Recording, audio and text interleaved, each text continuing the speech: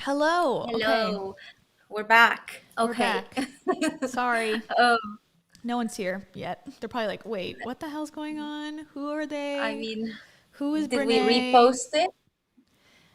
Well, it's back on the it's not back on On the our same, page. I didn't put it is on it Instagram. We can. on the same link?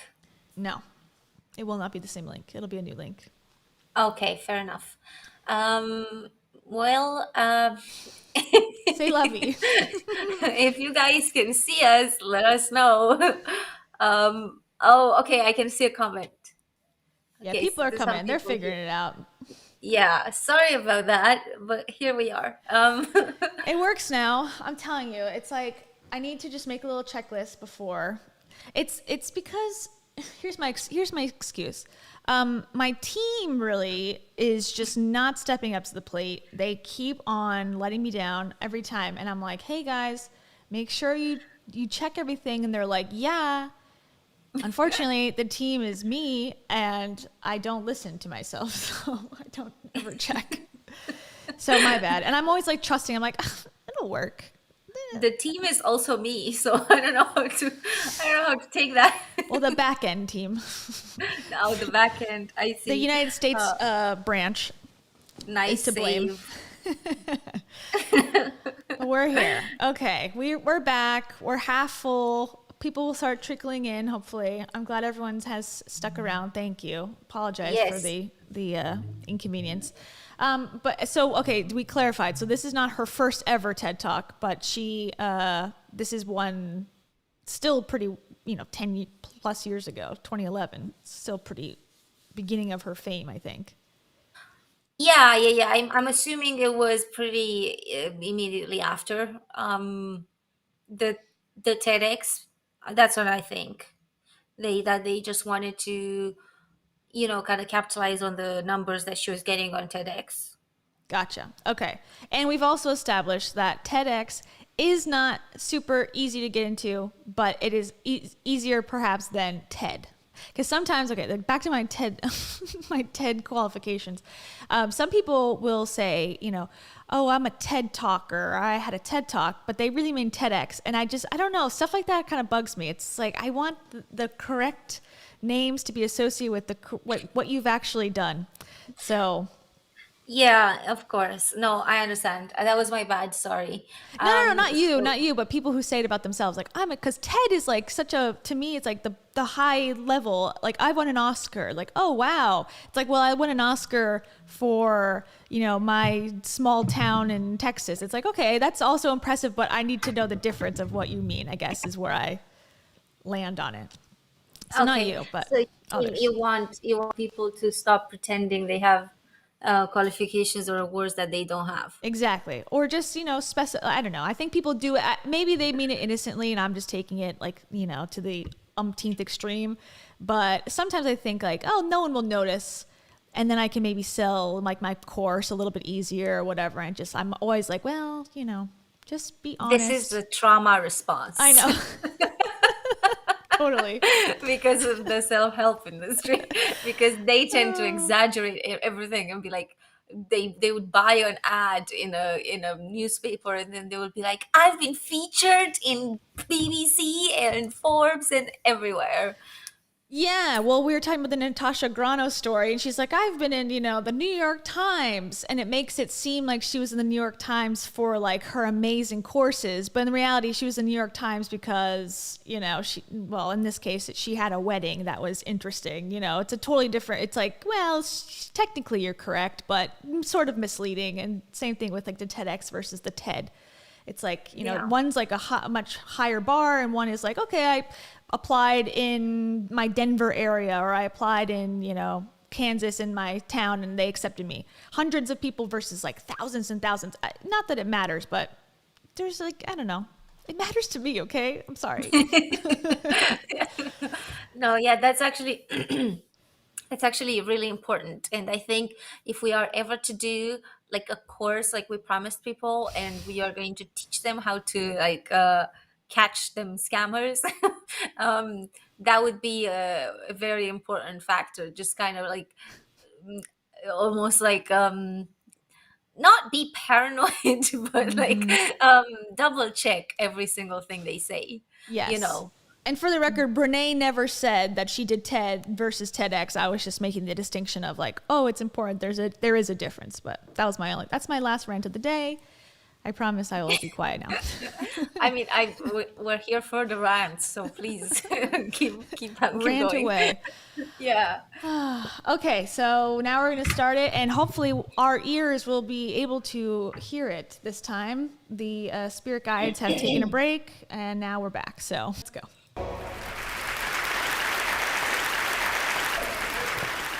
So I'll start with this. A couple of years ago, an event planner called me because I was going to do a speaking event. And she called and she said, I'm really struggling with how to write about you on the little flyer. And I thought, well, what's the struggle? And she said, well, I saw you speak, and I'm going to call you a researcher, I think, but I'm afraid if I call you a researcher, no one will come because they'll think you're boring and irrelevant. And I was like, okay. And she said, but the thing I liked about your talk is, you're a storyteller. So I think what I'll do is just call you a storyteller. And of course, the academic, insecure part of me was like, you're going to call me a what? And she said, I'm going to call you a storyteller. And I was like, oh, why not Magic Pixie? I was like, let me think about this for a second. And so I tried to call deep on my courage. And I thought, I am a storyteller. I'm a qualitative researcher. I collect stories. That's what I do. And maybe stories are just data with a soul, and maybe I'm just a storyteller. So I said, you know what? Why don't you just say I'm a researcher storyteller? And she went, there's no such thing. So I'm a researcher or storyteller. And I'm going to talk to you today. We're talking about expanding perception. And so I want to talk to you and tell some stories about a piece of my research that fundamentally expanded my perception and really actually changed the way that I live and love and work and parent. And this is where my story starts. When I was a young researcher, doctoral student, my first year I had a research professor who said to us, here's the thing, if you cannot measure it, it does not exist. And I thought he was just sweet talking me. I was like, really? And he's like, absolutely. So you have to understand that I have a bachelor's in social work, a master's in social work, and I was getting my PhD in social work. So my entire academic career was surrounded by people who kind of believed in the... Hold on, I gotta do my own fake applause for that one. We all love education here. Multiple degrees, PhDs. I'm here for it. That is impressive. That. Yeah. We have to like really give her credit for that, because that's a long time to study something, and it's not easy either. It's like probably the highest that there is, really. So that's why I'm trying to make the point that she's qualified. So for an industry like the self-help industry, she really stands out with that. And that's also why it's more disappointing that she is in this industry. Yeah, well, it's tempting, I feel like, because okay, here's my other rant of the day. If you could look at like a Rachel Hollis, of course, or like a Jay Shetty, or someone, I think Mel Robbins would be more on the Brené Brown side of qualifications educationally. But someone who, is or Lewis Howes, like someone who maybe went to college or attempted college, or just, in Rachel's case, went, got a high school diploma, giving life advice at such a high level, and like really dipping their toes into psychoanalysis and neurology half the time, talking about like, oh, the brain works this way, the brain works like this. It's frustrating, I'm sure, for someone who has dedicated years and years and years and thousands and probably hundreds of thousands of dollars at that point by the time you're done, to be making millions giving their advice. So maybe Brené's looking at this like, I actually am qualified. Let me go into those same spaces and be a better voice than the ones that are currently available. So I could be swayed either way into, her reasoning behind going into self-help. Yes, I'm sure that that is a perfectly valid kind of reason to go into it. And I can see, of course, she probably thought of it, like, why she probably thought I could take this industry by storm, and she did. And basically, the problem that I find is that in the self-help space, unlike academia, where if you write a book, you need to have it peer reviewed. If you write a pub or want to publish an article in an academic magazine, it needs to go through levels of like double checking by like fellow researchers or fellow, I don't know, academics who have done that kind of research, who can actually tell if you're on the right track or if you have anything there. And I know people who have been rejected a lot of times from like, and they're like scientists, so they would be rejected from like an academic magazine in science. But the reason they are rejected is because the standard tends to be a lot higher. They need to make sure that the stuff that they are publishing really does hold in terms of like the research that has been done. And um, it's not as easy. It's not easy to publish. Like it's Yeah. you have It's a to have something. process. Yeah, you have to have something new. You have to bring something to the field that is new and innovative, and also needs to have like the backbone of the research being done, the proper stuff, not just, oh, I asked 11 people on the street, my research is done. Like that's not, you know what I mean? Yeah. So that kind of stuff makes it, um, that kind of stuff means that there are so many levels at which people could be like, you kind of missed the point on this, or you don't have enough people on this, or you don't, so they would Yeah. not necessarily give you green points because they don't feel like it's valid. And with self-help, you don't need to go through any of that. Well, you know like, self help. If you were to give feedback, they say you're a hater troll. obviously. So I just mean, I guess like like I said, someone said it's like black or white. I totally agree. Like I feel like it's a gray area because it's like, well, if self help is going to exist, if we can't dismantle it necessarily, if it's going to exist, encouraging people with degrees and that have gone through studies and that sort of thing and actually do research and want to break it down. That's where it kind of gets wonky, I guess. Is like, okay, can you break a study down where it still is true to the study, but also a storytelling, engaging thing? It's difficult because usually it's a lot of but also sometimes not always but, and that seems to be what studies prove. But people want to hear like 100%, this is what we found, and it's tough to do that in an accurate way. So I'm torn as to, she's better than a lot. So far, I think she's at the top of the better of like being a better self-help person than the rest, but doesn't mean she gets a free card, I guess, in my book to do whatever. Yeah, no, and the the part the books that she wrote are, I would not consider them to be valid in terms of her academia No. background. I think in terms of, and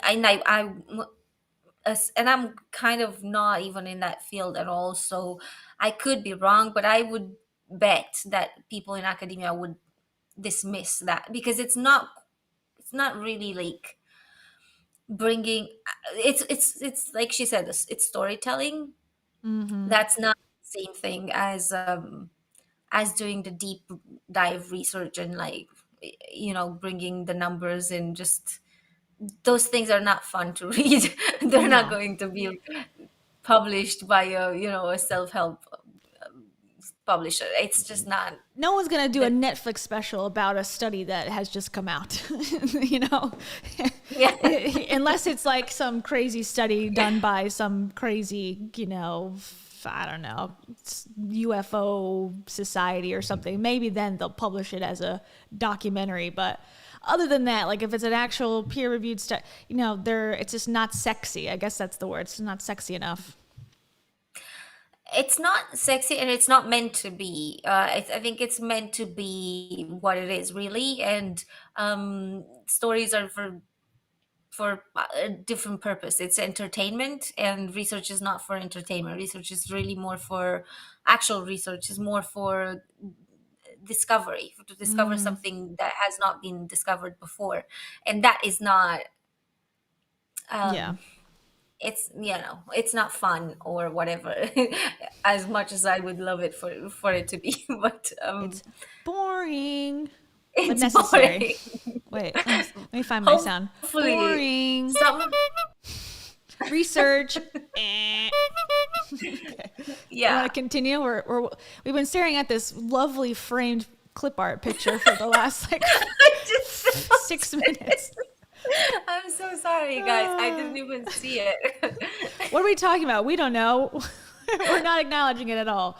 So this is where we left off. If you can't measure it, it doesn't exist. Okay, let's continue. Yeah, and this makes me think of all the guys I had sex with. None of them exist. Yeah, we're definitely getting demonetized now. And play. See, life's That's messy. Love it. And I'm more the life's messy. Clean it up, organize it, and put it into a bento box. I'm the opposite. And so to think that I had found my way, to found a career that takes me, really one of the big sayings in social work is lean into the discomfort of the work. And I'm like, knock discomfort upside the head and move it over and get all A's. That was my mantra. So I was very excited about this. And so I thought, you know what? This is the career for me, because I am interested in some messy topics, but I want to be able to make them not messy. I want to understand them. I want to hack into these things that I know are important and lay the code out for everyone to see. So where I started was with connection, because by the time you're a social worker for 10 years, what you realize is that connection is why we're here. It's what gives purpose and meaning to our lives. This is what it's all about. It doesn't matter whether you talk to people who work in social justice and mental health and abuse and neglect. What we know is that connection, the ability to feel connected, is neurobiologically, that's how we're wired. It's why we're here. So I thought, you know what? I'm going to start with connection. Well, you know that situation where you get an evaluation from your boss, and she tells you 37 things that you do really awesome and one thing that you can't, an opportunity for growth. And all you can think about is that opportunity for growth, right? Well, apparently this is the way my work went as well, because when you ask people about love, they tell you about heartbreak. When you ask people about belonging, they'll tell you their most excruciating experiences of being excluded. And when you ask people about connection, the stories they told me were about disconnection. I don't know why that picture just like so random to me. Like, why do you have to put it up twice? Like the first time I got it, like two people holding hands, I guess, or like just like the positioning. I don't know. This is way too nitpicky, but just like I don't know why I like found myself laughing. Ago, you guys. It was way cringe 10 years ago. Like, just how are you gonna do this speech for TEDx in Houston? Yeah, just Google me a picture of like two people holding hands or something. Yeah, I'm gonna use that as my big moment. Also, can you just put like this quote in a random ass frame, please? This is really gonna wow them in the audience. I don't know. Yeah, people didn't really know PowerPoint very well at that 2010. I was already graduated from high school, but I mean, you were too, I think, at this point. Like, I feel like I was doing like Prezi at that point. Like there was graphics available. Maybe whatever. Who cares? Okay. Oh really? Okay. I don't know. It wasn't like 1995. Then I would like, all right, there was only one source of information at that point. I don't know why that hand just fair made me enough. laugh. Fair enough. But yes, also, connection. Okay, sorry. But I feel like this is so. I don't know how research in social sciences is done, but when you come up with with a theme or with a thing that you want to research, I feel like like the more vague you go, the least likely it is for anyone to take it. Because if I studied French literature, if I just said I want to study French literature, Mm-hmm. um, I, I don't know. Let's say from the outside the continent, from outside the country of France, that was written elsewhere. They would be like, okay, but can you fucking narrow it down? Like, what are you telling? Like, You there's could like, even go broader than that. Like, I really love languages. Like, all right, what does that mean? yeah. Like, Oh which yeah, I one? love Oh, language. all of them. I'm a linguist. Okay. I want to study all of. I want to research all of them, to see where they came from. I guess it brings everybody to the table, which I can appreciate. Like, okay, you want to start off wide and then like narrow your net as you go on. But yeah, it's I think it's a symptom of the medium. These speeches on stage, like you only have so much time. The audience isn't someone in the field, so you tend to get these very watered down versions of whatever their actual work is. That's why Mel Robbins, who's another one that got famous from her TED Talk, sort of. Hers makes perfect sense. Like, count back from 5. This is the trick that will save your life and has saved so many lives. Just go 1, 2, 3, 4, 5, and then you're cured. It's like, okay, that's just so vague and so simple enough that, people can share it and go, oh, this is something. Yeah, and it's something that people can just get really excited by in that moment, and then they will also forget about it just as fast. The only thing I remember, I was trying to rack my brain about the book that I listened to, and I remember she had a lake house. That's the only detail of the book I remember. She was talking about writing this book at her lake house. And it's like, oh, it'd be nice to have a lake house. That'd be cool. Oh yeah, don't you worry. Mel Robbins is No, her book. This is Brené's. Sorry. oh, Brené Brown. Oh yeah. Well, I don't really know very much aside from the fact that she has a gigantic house and very beautiful, because I've seen some videos in it. Ooh, okay. We'll have to get to that part. Okay, back to the video. Be quiet now. So very quickly, really about 6 weeks into this research, I ran into this unnamed thing that absolutely unraveled connection in a way that I didn't understand or had never seen. And so I pulled back out of the research and thought, I need to figure out what this is. And it turned out to be shame. And shame is really easily understood as the fear of disconnection. Is there something about me that if other people know it or see it, that I won't be worthy of? Okay, Why so do we have a picture of like a black child and the word is shame and fear on top of it? they're like, okay, that I need a picture for the shame and fear section. What do you think?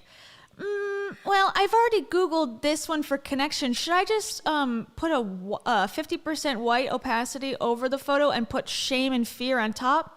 Yeah, that sounds good. Yeah, that'll work. That was the process. Yeah, exactly. Exactly. She's a qualitative researcher. Yes. Yes, she said that. I will admit I have no idea what qualitative means.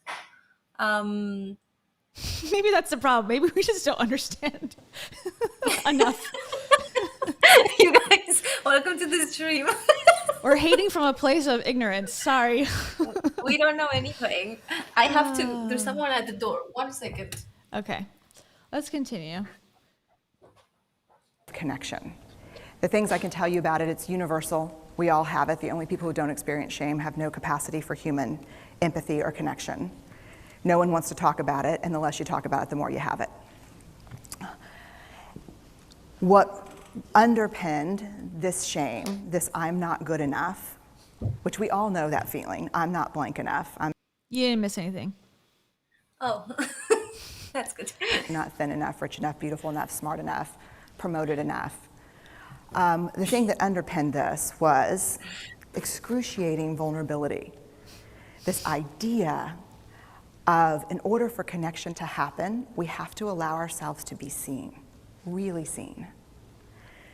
And you know how I feel about vulnerability. I hate vulnerability. And so I thought, this is my chance to beat it back with my measuring stick.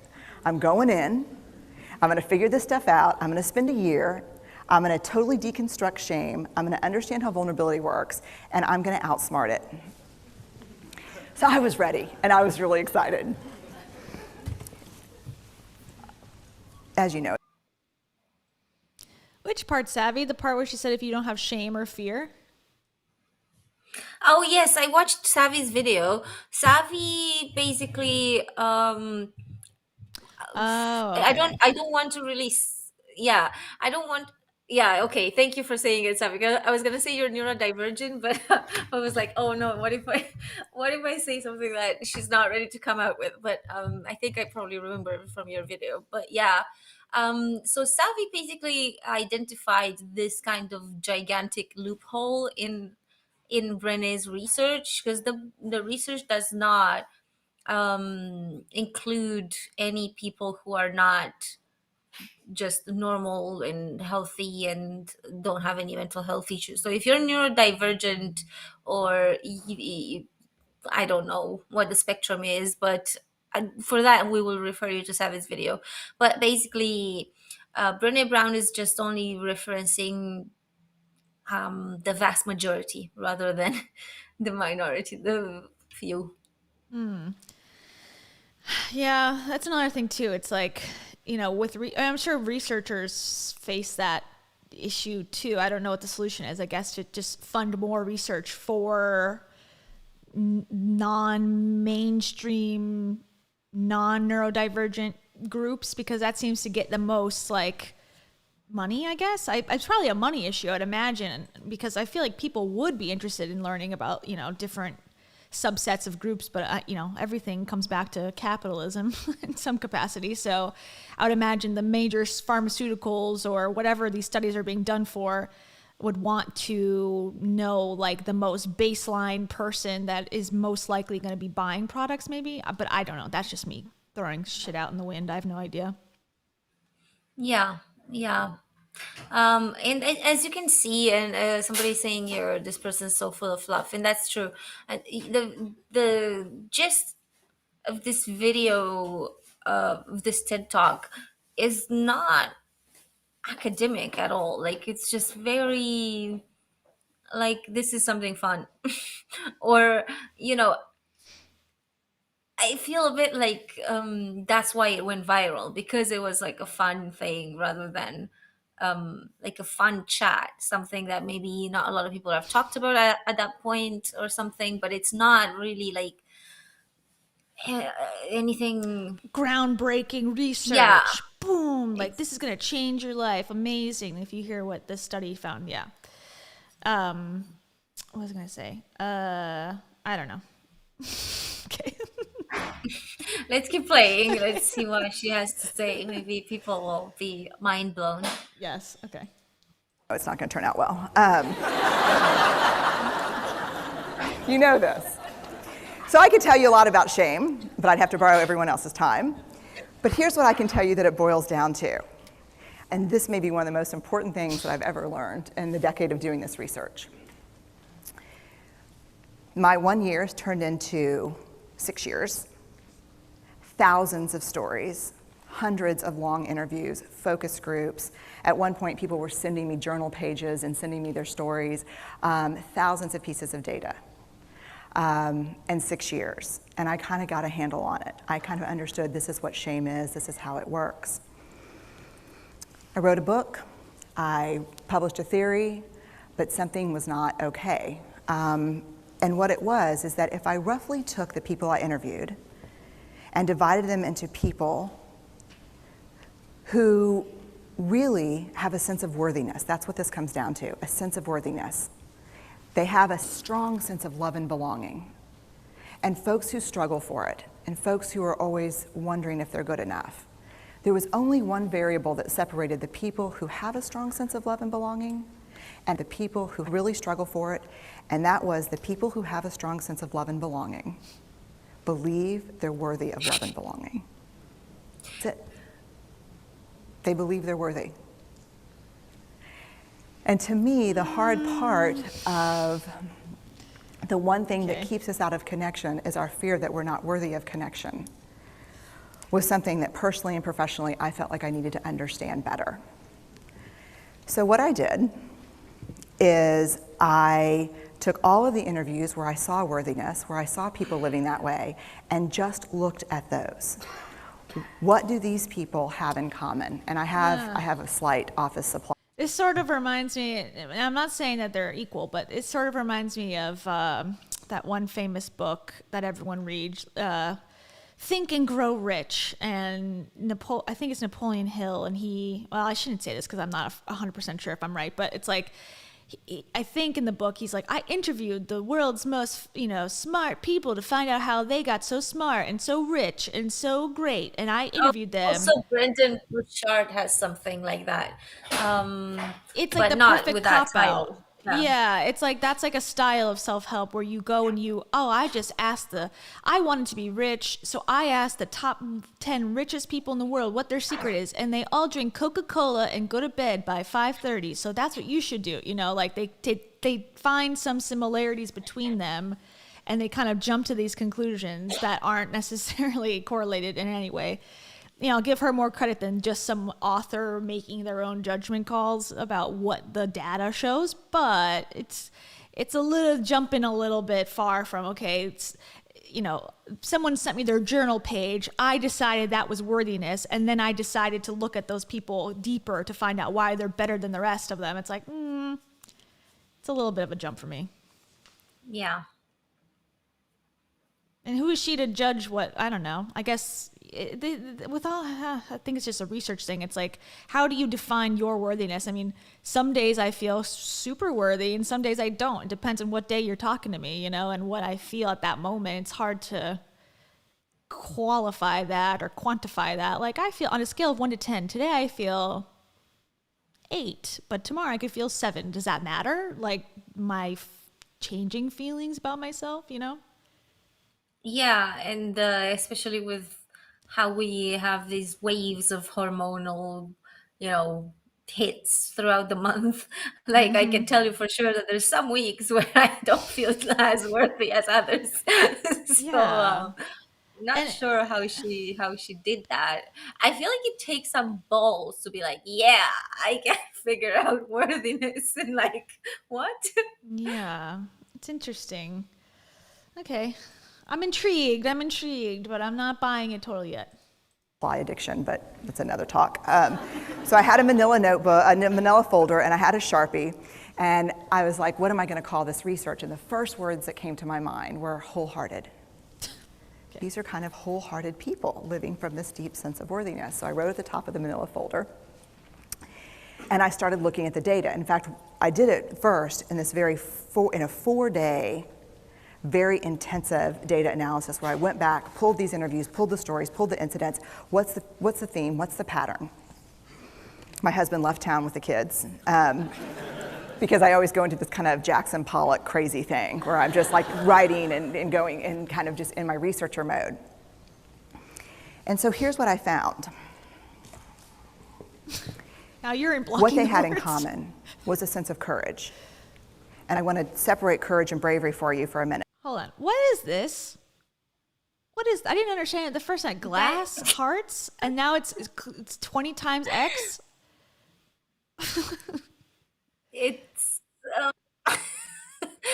look, I don't know, maybe they didn't have the copyright or something. Search love. Oh, there's an ornament. It's a heart. Okay, good. Let's zoom it in and put it in black letters so you can't read it. Courage, compassion, and connection. Okay, good. This is good for our audience. I don't know. I'm nitpicking very much, but it's just like, just put it on a white screen. There's really no need for these pictures at all. Like, she could just talk the whole time, to be quite honest. Yeah, I think we could go without this presentation. They could take it off, And I'm it like would be moving just the us same. around everywhere because I'm like, wait, I'm blocking a word, you're blocking it. It's not even consistent. Like, okay, left side, right side. Yeah, Bothersome. don't worry, it's fine because they're all very vague, so it doesn't matter. Yeah. Okay. Well, let's play it more. But I'm finding myself to be. You have to put a lot of trust that she is a good steward of judgment to believe kind of where she's taking this story. So it seems Of that's my 2 cents. course, That she's you making a lot of the can't judgment question that. calls. Yeah. Um, yeah. Okay. Continue. This could look like the close up of a Jolly Rancher. I mean, there's a lot of interpretations of this. Okay. Courage, the original definition of courage, when it first came into the English language, it's from the Latin word cur, meaning heart, and the original definition was to tell the story of who you are with your whole heart. And so these folks had, very simply, the courage to be imperfect. They had the compassion Says who? to be kind to themselves first and then to others, because as it turns out, we can't practice compassion with other people if we can't treat ourselves kindly. And the last was they had connection, and this was the hard part, as a result of authenticity. They were willing to let go of who they thought they should be in order to be who they were, which is, you have to absolutely do that for connection. Okay, I have a couple things wrong with that. Number one, I don't think that's true, and correct me if you think I'm wrong. What? What? If this is your first one, I don't want to imagine what's the second one. What? You're like, first of all, strike this. No, what she said. I'm saying what she said about the you can't be compassionate if you can't be compassionate to someone else if you're not first compassionate to yourself. I don't think that's true at all. I can have lots of self-hatred for myself and still want to help someone else. I don't find that to be true as a blanket Yeah. statement. I don't think that's true. I have found that the more I struggle, the more I want to fix other people.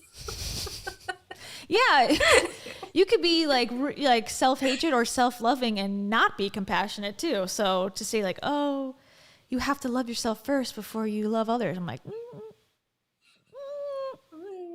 Yeah, you could no, be a you can giver totally too. just, You know, you give and give and give and give all of your energy away and never, yeah.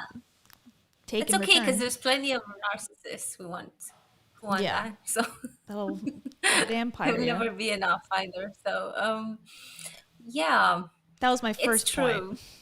Yeah. Second point. My second point is that she said, Death to Brené what? You quoting Wendy Williams over there? Brown. Saying death to Brené Brown was the second point. No. The second point is that she seems to, and I think this is not dangerous is not the word, but misleading when self-help people tend to do this a lot, where there's this utopia person, there's this utopia group of people who live somewhere out there that are living the best possible life, who are compassionate for themselves first, they are, they love wholeheartedly, they are willing to be imperfect all the time, as if this is an embodiment of a person, as opposed to at moments we can all be all these things, and it ebbs and flows depending on hormones and your tiredness, on your what date you had last night or what you ate today for lunch. Like, I don't think that there's a type of person or a level of which you can achieve like, I am now the perfect person, I am now wholeheartedly in love with myself. Like, I think it's a up and down. It's you can strive, but there's no person out there that's, oh, I've reached, this level and you can too if you follow my 10 steps. Like, she's almost preaching that there's this group that she's found that has the secret, and I don't think that exists. Oh yeah. She doesn't call it the secret, she calls it quantitative research. But yeah. No, agreed. I don't obviously just the big disclosure or full disclosure, none of us study social sciences, or I don't know about you, but In my free time, I'm just kidding. No, I yeah. took one sociology class in college, and that's my level of knowledge. So yeah, I don't know exactly how that area works at all. I imagine it's a lot different than what I did. So basically, I I can't opinionate on the way that she somebody put it in the comments here. It sounds like Dave, that the way she um is, Worded it. where is the comment? Yeah, have to exactly. Kristen, I don't know if you watched my video, but it was fucking insane the way that he went about expressing words in that post. Like, I got lost. Maybe it's me not knowing English, since birth. No, That it's that's not it. I'll tell you right now. I speak nothing but English, and it doesn't make sense. Do you have a Dave Hollis impression? Can you read that quote in your best Dave Hollis impression for us all? friends. I love you. I love you, friends. Have to be for where we are to become who we are becoming. That's my best impression. Okay. That's good. That's like his more sensitive side, I would say. That's his more like talking to Heidi on voice memo side. I would say Yep. my take on Or Dave's cadence. podcasts. I'm catching myself talking like Dave sometimes now. I'm like, what am I doing? Why am I highlighting that word like that? It's like a little bit scary because I listen to so much of his words now. But here's mine. Not that you asked, but I'm gonna share anyways. Not We're here for it. abruptly. Have to be for where we are to become who we are becoming. And I'll just stop. Oh man. Is that sort of I can't believe you didn't preface that by I love you, friends, or hi, friends. I'm back on social media It's because me, that's every Dave. single post. I know. I'm talking about peace. No, we're About buying my talking book. about buying my book.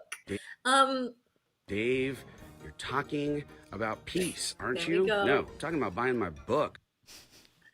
friends, I'm going through it. Yeah. Every single post that he is going through is like built through more courage and more I love you. things.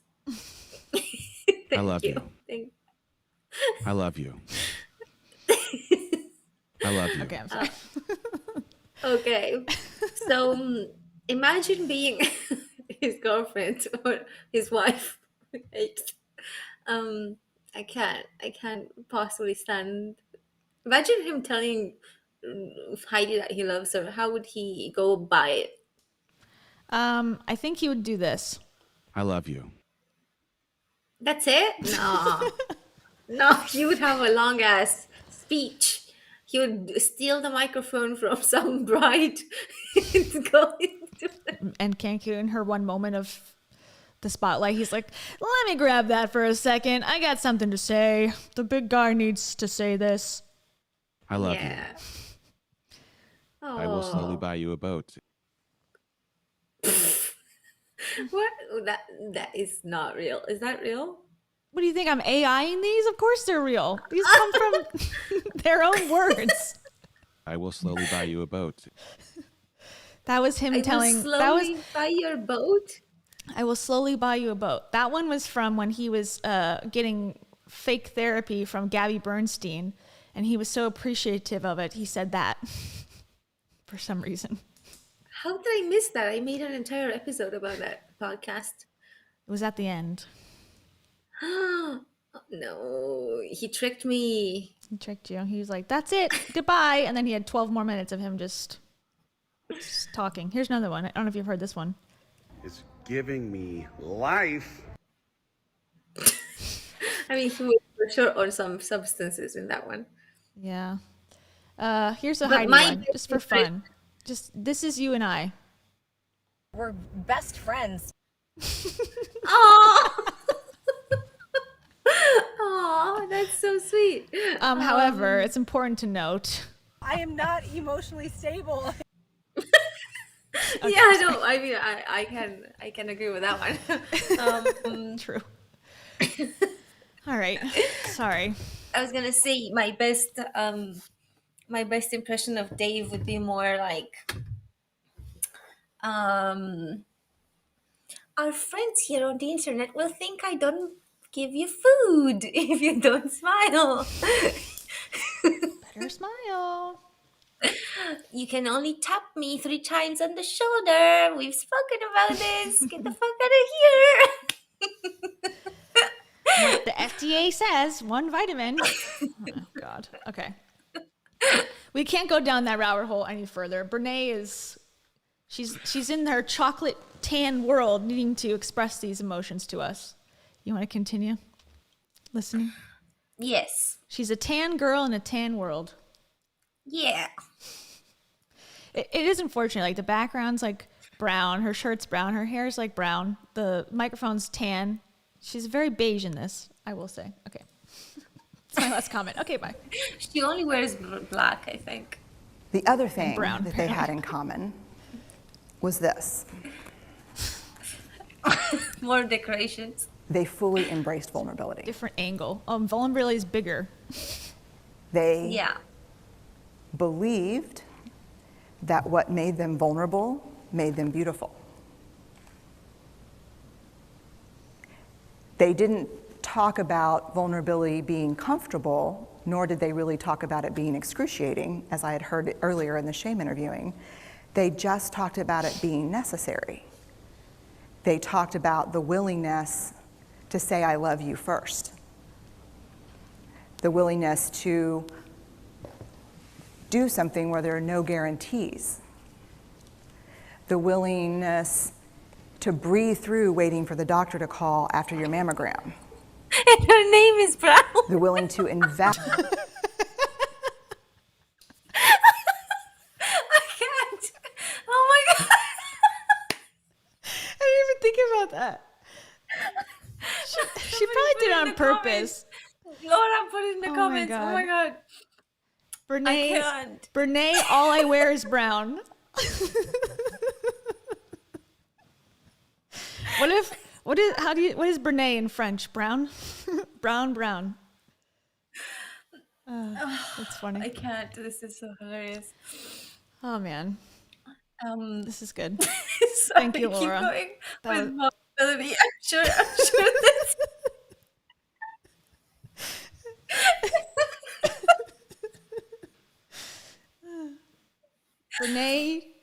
Brené Tan Brown, do you take this man? Brian Beige Brown as your beloved. Okay, I'm sorry. Maybe she was Brené something else and she married the brown guy. What's her maiden name? I don't know. Light brown. Brené Strawberry Blonde. Okay, all right, sorry.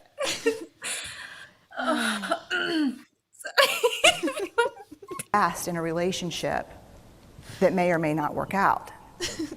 They thought this was fundamental. Her name's Brown. That's so funny. I'm sorry. I personally thought it was betrayal. I could not believe I had pledged allegiance to research, where our job, the definition of research is to control and predict, to study phenomenon for the explicit reason to control and predict. And now my my mission to control and predict had turned up the answer that the way to live is with vulnerability and to stop controlling and predicting. This led to Your face is making me laugh. a little breakdown, Brown down. which actually looked more like this. And it did. It led to I call it a breakdown, my therapist calls it a spiritual awakening. Spiritual awakening sounds better than breakdown, but I assure you it was a breakdown. And I had to put my data away and go find a therapist. Let me tell you something. You know who you are when you call your friends and say, I think I need to see somebody. Do you have any recommendations? Because about 5 of my friends are like, woo, I wouldn't want to be your therapist. And I was like, what does that mean? And they're like, oh, I'm just saying, don't bring your measuring stick. It's like, okay. So I found a therapist. My first meeting with her, Diana, I brought in my list of the way the wholehearted live. And I sat down and she said, how are you? And I said, I'm great, I'm okay. And she said, what's going on? And I said, and this is a therapist who sees therapists, because we have to go to those because their BS meters are good. And so I said, here's the thing, I'm struggling. And she said, what's the struggle? And I said, well, I have a vulnerability issue, and I know that vulnerability is kind of the core of shame and fear and our struggle for worthiness, but it appears that it's also the birthplace of joy, of creativity, of belonging, of love, and I think I have a problem, and I need some help. And I said, but here's the thing, no family stuff, no childhood shit, I just need some. She needs a life coach is what she needs. Yeah, She exactly. needs an online course. That's what it sounds like. Yeah, don't worry, you'll get none of that in those. She needs straightforward advice. Interesting. Well, I'm glad she's going.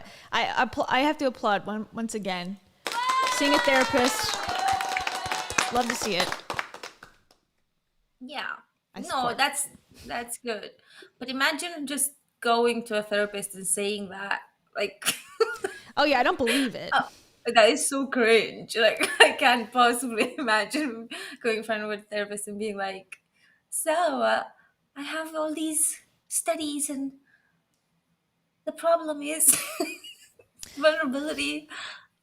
So what would she have the therapist do? Just give her the answers to her research? Like, what? Therapist is probably like, all right, I totally understand what this is going to be about. Type A personality needs to relax, like, needs more colorful clothing, and or Xanax. yeah, something just Yeah. to break it up a little bit. But I guess it's like it's sort of like a humble brag sort of moment where she's kind of like, like, oh, I'm so smart, I need the extra therapist, or all my friends know so that I'm better, or need the extra, because I'm so into my research. It's kind of like, okay, I get it, but Yeah, but I think that she is a social worker, aka a therapist of sorts. So I think that's why she says that. But it does sound a bit full of herself. yeah, and I think therapy, for me at least, it really has been the journey of like, okay, who cares what other people are doing? Like, what's your stuff? And she's almost the opposite, where she's like, well, where do I fall on the spectrum of how close I am to these other people who have it figured out? So it makes sense that she would go to therapy with that in mind. Like, okay, no, I just need I need to find the way to be like these others, as opposed to, I need to be happy in my life. So maybe that's just her personality, perhaps. Yeah. Who knows? Keep going, Brené. Strategies. This audience loves her, though. My God. Thank you. So she goes like this. And then I said, it's bad, right? And she said, it's neither good nor bad. It just is what it is. And I said, oh my God, this is gonna suck. And it did, and it didn't. And it took about a year. And you know how there are people that, like, when they realize that vulnerability and tenderness are important, that they kind of surrender and walk into it? A, that's not me. And B, I don't even hang out with people like that. For me, it was a year-long street fight. It was a slugfest. Vulnerability pushed, I pushed back. I lost the fight, but probably won my life back. And so then I went back into the research and spent the next couple of years really trying to understand what the wholehearted, what the choices they were making, and what are we doing with vulnerability? I don't like that, the wholehearted, like as if that's a subtype of humans. I am only half-hearted. Yeah, I'm unhearted. I am very little hearted. I don't know how to explain. I'm a percent like a tenner. Like I'm a tenor-hearted. Tenor or tender or both? Tenor as in like a $10 bill or something, like a Oh, tenor. a tenor. Oh, tenor. Is that a Scottish thing? Oh, you guys don't say that? Yeah, it probably is a Scottish thing. I had no idea. I thought it's a word. We say $10. You got $10? Oh, okay, yeah. That's it. Okay, so 10 I male have deer? no heart. I'm not the right person for her research, which is why she probably didn't contact me because that was the only reason. She's like, And I would like to also see the financial data for these people who she claims are wholehearted people, because I feel like there has to be a threshold in which you make enough money to survive and to save and to feel confident to have these secondary, like, wholehearted emotions. You know, that would be my prediction. Like, if you're, like they say, what's that thing called? They always talk about it, the pyramid of needs, or the hierarchy of needs. It's like if you're at the bottom, all you need is like you need to worry about shelter, food, water. Then if you go up, it's like, okay, job. And then at the top, it's like philosophy and world theory and, you know, emotional health and all that stuff at the top, tippy top, if all of those other needs are met. And I bet I would take a guess that the people she's researching, calling them these like wholehearted sect of humanity, is at the 1% part of world wealth, probably. I mean, probably. But that's a factor. I think that needs to be explained a little bit, because if you're in poverty and then you're like, I'm trying to be vulnerable and all these things and it's not working for me, I think it's like, well, you know, that's normal because you have all these other stressors that are causing you not to be able to spend time to worry about, you know, what she's talking about. But, you know, that's just a side note. Yeah, agreed. I don't know. That's the thing with this kind Maslow. of talk and in general, her books and stuff. Like, I have no idea what her research was, because I don't think that she wrote that kind of book. Like, maybe she did. Maybe I should do research into her research. But Yeah. I think for if there was like an academic research book, then she would have to say, I took these people, like 100 people, and they were from these backgrounds and they had these mental health issues, or they didn't have any mental health issues, and they were of this age, and they would have to be very well like categorized in order for, you know, and they were married or they were not married, they had been in relationships or they had not, like all those things would be a factor, absolutely everything. And that's why I'm saying it's such a vague thing. I'm studying love, I'm studying vulnerable, like it's I don't get it. I don't know how you could go with a straight face and say that to someone, like, give me money for this research. I'm studying love. Like, Yeah. no 'Cause idea. so far in this talk, we're almost through it all, basically. But so far in this talk, I've learned, like, you know, being vulnerable is good, but she doesn't like being vulnerable. So, okay, but what does that mean? Like, what does vulnerability mean? And being too vulnerable is like you're susceptible to schemes, scams, and, you know, being mistreated by people. So there must be a threshold in which you stop being so vulnerable. So there's like a lot of questions that I'm left with thus far. Maybe she answers them. I'll give her the benefit of the doubt. Why do we struggle with it so much? Am I alone in struggling with vulnerability? Yes. No. So this is what I learned. We numb vulnerability. When we're waiting for the call, it was funny, I sent something out on Twitter and on Facebook that says, how would you define vulnerability? What makes you feel vulnerable? And within an hour and a half, I had 150 responses. Because I wanted to know, you know, what... You're the guy. Nice. You moved. Yeah, because I was blocking the text again, because the text moves all over the screen. Now we have close-ups of like grass plants or something. What's out there?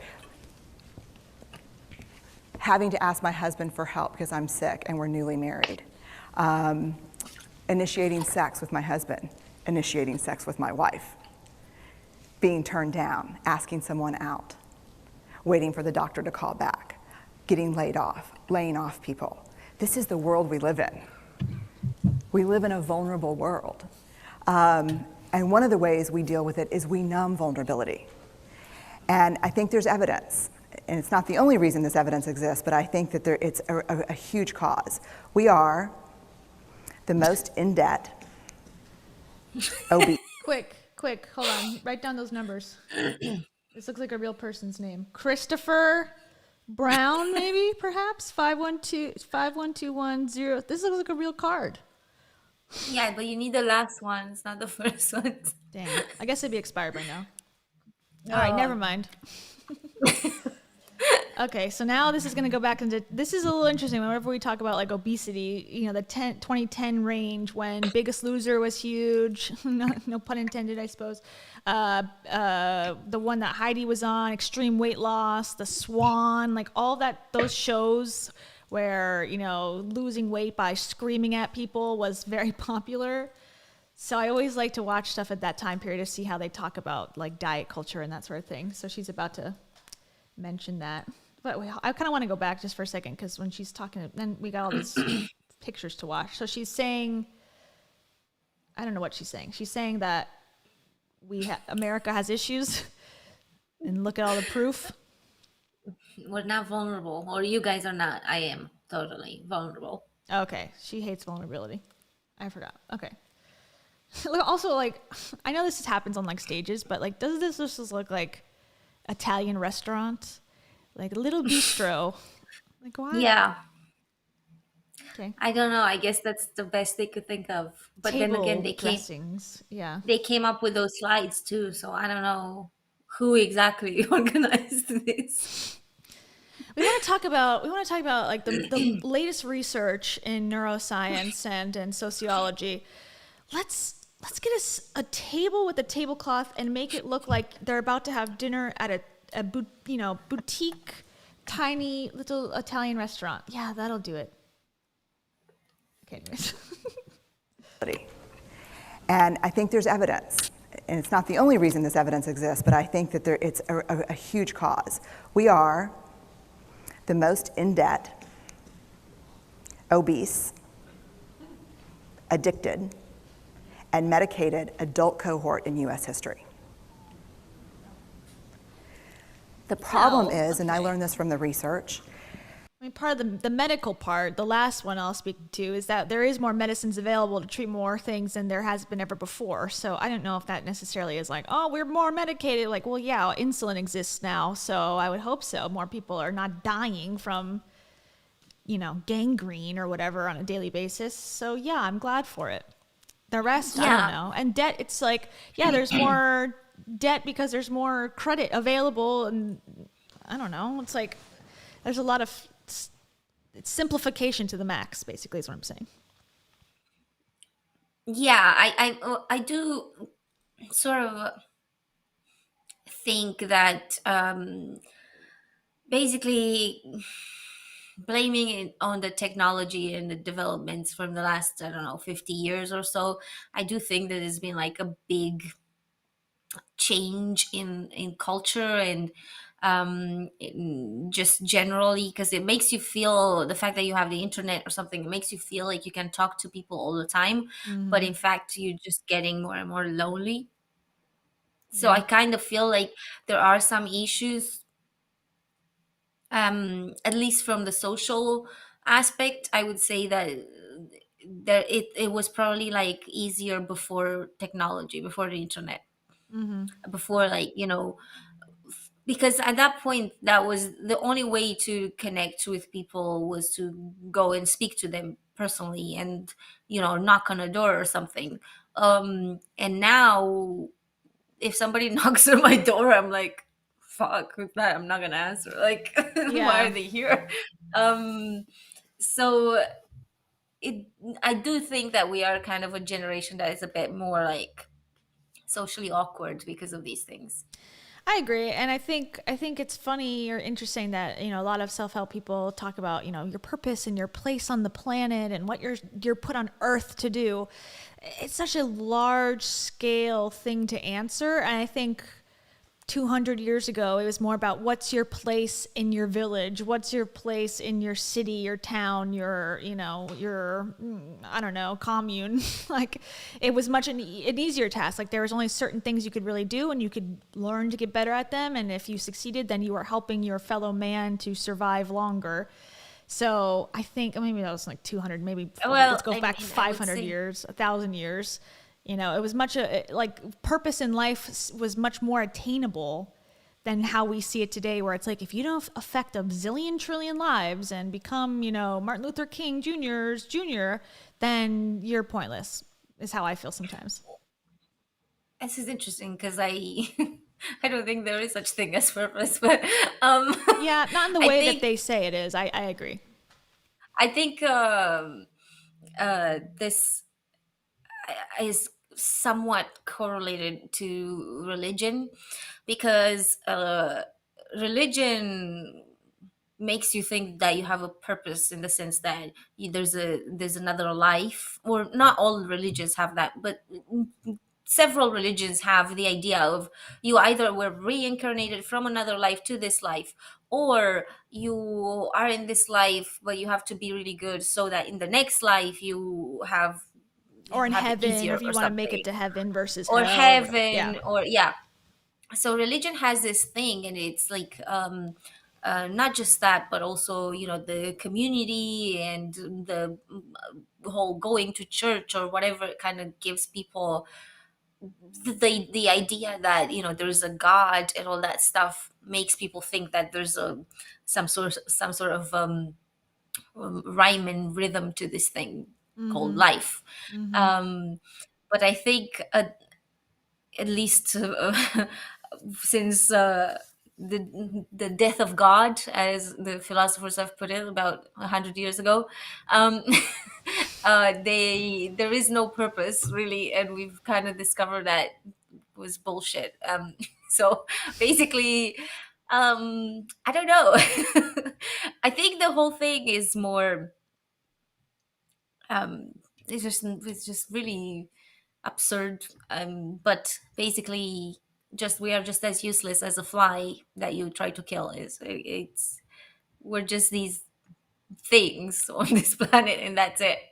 I mean, that's where I tend to feel like, because I think honestly, even if you don't believe it, like truly, like you really do think there's a higher purpose and there's something there, it's probably better to think that there's not and then find it anyways, versus like setting out to find your purpose, because the pressure that you put on yourself to figure it out immediately and to then pursue it like, wholeheartedly, that seems to be a very big theme with self-help, is like find your purpose and then pursue it passionately. And yeah, that sounds amazing, but then that's why I find a lot of people end up falling scheme to or falling victim to MLMs, because they say like, this is insta purpose, selling this shampoo to your friends and family. Like, this is going to give you sisterhood. This is going to give you all the feelings that you're searching so deeply for. And one interesting asterisk on that is that it's often targeting people from religious communities. It's often targeting Mormon communities, or because of that same idea of you're already kind of preaching to the choir essentially with these things, because if people are already religious, then they will kind of be prone to believe you that there's a purpose and all that stuff. And yeah, sorry, go on. That was no, I was gonna say that I've been thinking about that a lot with religion, as like the perfect, and not really all religion, I shouldn't say, because I don't know enough. I know the most about Christianity. Catholic is the most I've actually been in the environment and gone through the rituals and things. But Christianity, just being in America and seeing like people I go to school with and whatnot, and shows and all that. But so I can only really speak to that. But I feel like people who are in and stay in their adult life, I think those people are primed to believe more of this magical thinking that's involved in some self-help and spirituality teachings. Gabby Bernstein, for example, or now Rachel Hollis, kind of dipping their toe into that world of manifestation. Believe your vibes are this and that. Oh, I'm a medium. I have connections to the other side. You're more primed to believe that because you're believing the biblical teachings, which were also very magical. And so you might not think of it as like, oh, I'm set up to believe this kind of alternative fringe beliefs. But if you can believe that water turns into wine, you're more apt to believe that this person who's claiming, for $10,000, I'll tell you what your dead aunt says, you might be more a victim than someone who doesn't have those same beliefs to begin with. Yeah. Yeah, exactly. And also, I think it's capitalizing off of this fear that we all have, or not necessarily a fear, but just like what we instinctually know is that we don't really have much of a purpose anyway. So once you are done with school, once you're done with whatever it is that you have that has like a solid structure to it, like you have to be somewhere on a daily basis, or that's most people's jobs. And if you don't have that, and you're like unemployed or whatever, you suddenly don't have that structure in your day to day, and suddenly you do face these moments where you're thinking like, what am I doing? What's what's the point? What's my purpose here? So it's capitalizing off of that. And it's kind of, I would say it's insidious, but at the same time that people do want some answers on that. Unfortunately, there isn't really like much of an answer, but to just kind of find your pleasure in small things, or whatever is like your day to day. And that's the it's kind of like unsexy to say, it's not, oh my god, just do this and suddenly you'll become a millionaire. And yeah, and even with this whole thing with impacting people, and I never quite got that, because like I you don't it's hard to grasp that, because at least from making YouTube videos and stuff, sometimes you get a lot of views, and those are people watching. Sometimes you don't, or whatever. But I never was like, oh my god, my video impacted like 400,000 people. Like Lives. I'm Yeah. like, I don't Humans. I don't think anyone got that impacted. Like, it's just they watched, or whatever. But from that to like transform that into, oh my god, my impact and suddenly life purpose, I'm like, oh, I don't know, it's kind of a big jump. Yeah, well, it's like when we've been talking about on my channel a lot is like Heidi Powell, who's the fitness influencer that's dating, or formerly was dating, Dave, who knows at this point, Dave Hollis. She just launched her Baby Got Back glute program, and she often refers to it as like her purpose on this planet was to make that program, which I laugh about because it sounds so ridiculous. And I'm not saying she doesn't believe it, and maybe that is her purpose, and like, well, who am I to make fun of that? But it just seems like, we put all this pressure on ourselves to like figure out the purpose because these people say it's the most important thing. Find a job that you love and do it, and it'll feel like you've never worked a day in your life. Doesn't that sound amazing? Like, no one wants to work a day in their life, really. Like, they want it to be amazing and beautiful and fun, but it's just not realistic for most of the people hearing that message. And I always think too, it's like, not to like always bring it back to them, but here we go. Rachel Hollis saying like in her recent podcast, like, if I was to be 20, I would go get a remote job and just travel around the world. It's like, yeah, but if everybody did that, there would be no teachers in schools. There'd be no nurses at the hospital. There'd be no doctors. There would be no postmen. There would be no car mechanics. Like, and we just brush that off as like, nah, not important. Those are like very vital jobs to keep society functioning as it does right now. Yeah. And we just look down, and I say we, but like the self-help industry sort of does look down on those types of careers. They're very pushing to like be an online coach, be an MLM distributor. Like, that's where Because it's your purpose is. because it's a pyramid scheme. That's why they don't want to target those people who are like doctors and stuff, because they know for a fact that those people are like not gonna buy into the BS. So it's kind of like easier to sort of sell people. The way I think about this purpose thing is kind of selling snake oil. Like it's course. never, it's not something you can ever find because it's not a thing. So it's not really even something that you need to search for in the first place. You just, you know what I mean, just live your life, make your money, pay your rent, and like keep going. Let have a family, enjoy your time, because it's a, you It's know, it's fleeting. a one-time thing in my Yeah. opinion. Well, to bring it So back to Brené and her point about, wholeheartedness and wholehearted people, I feel it's the same as like searching for that feeling of, oh, now I'm a wholehearted person. It's never going to feel that way. You're always going to be faced with, I don't know if I want to be vulnerable in this moment with this person at this time. I don't know, like maybe they're trying to get me to be vulnerable for some reason. I feel apprehensive. It's not always clear cut, like always be vulnerable, always, do this. And it's like, I'm not saying she's giving a dangerous message or a bad message, but I just, me critically looking at this and going, this is applicable to me. And I go, probably not.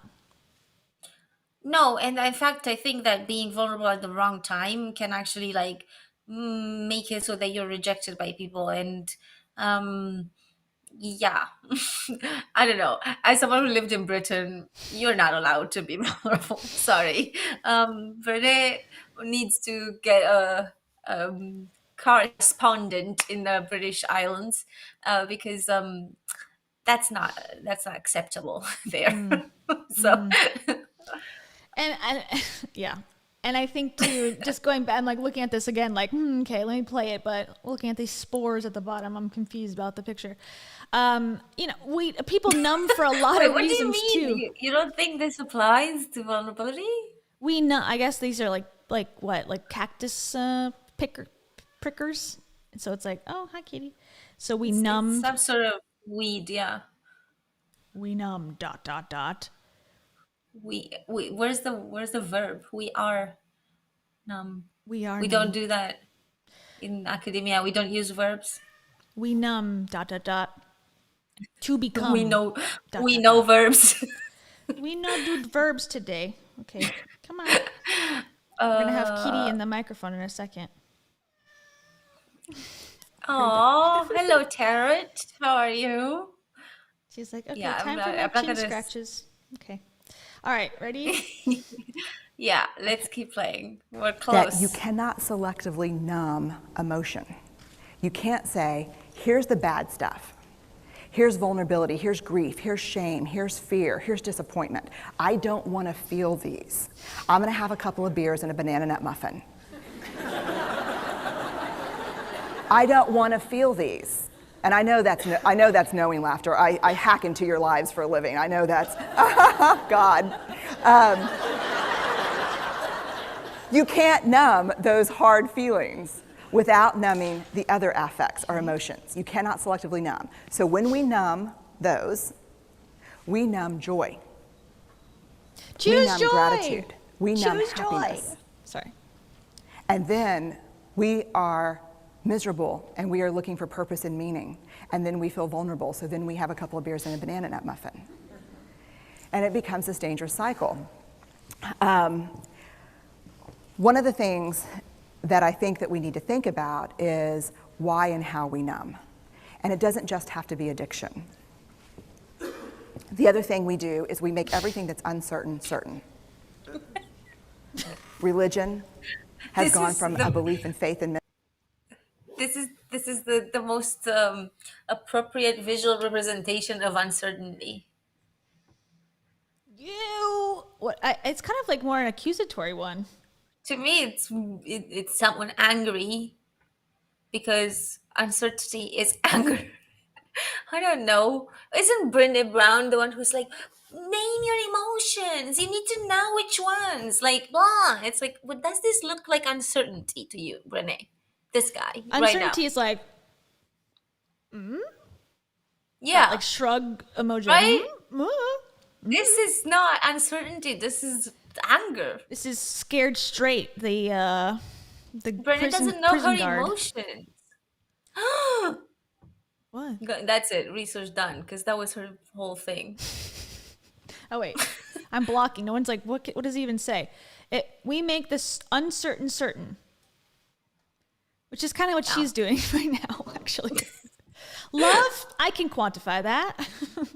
Oh yeah, totally. Me too. Okay. He's saying Mystery. unfollow me for sure. Yeah. This is what this guy says.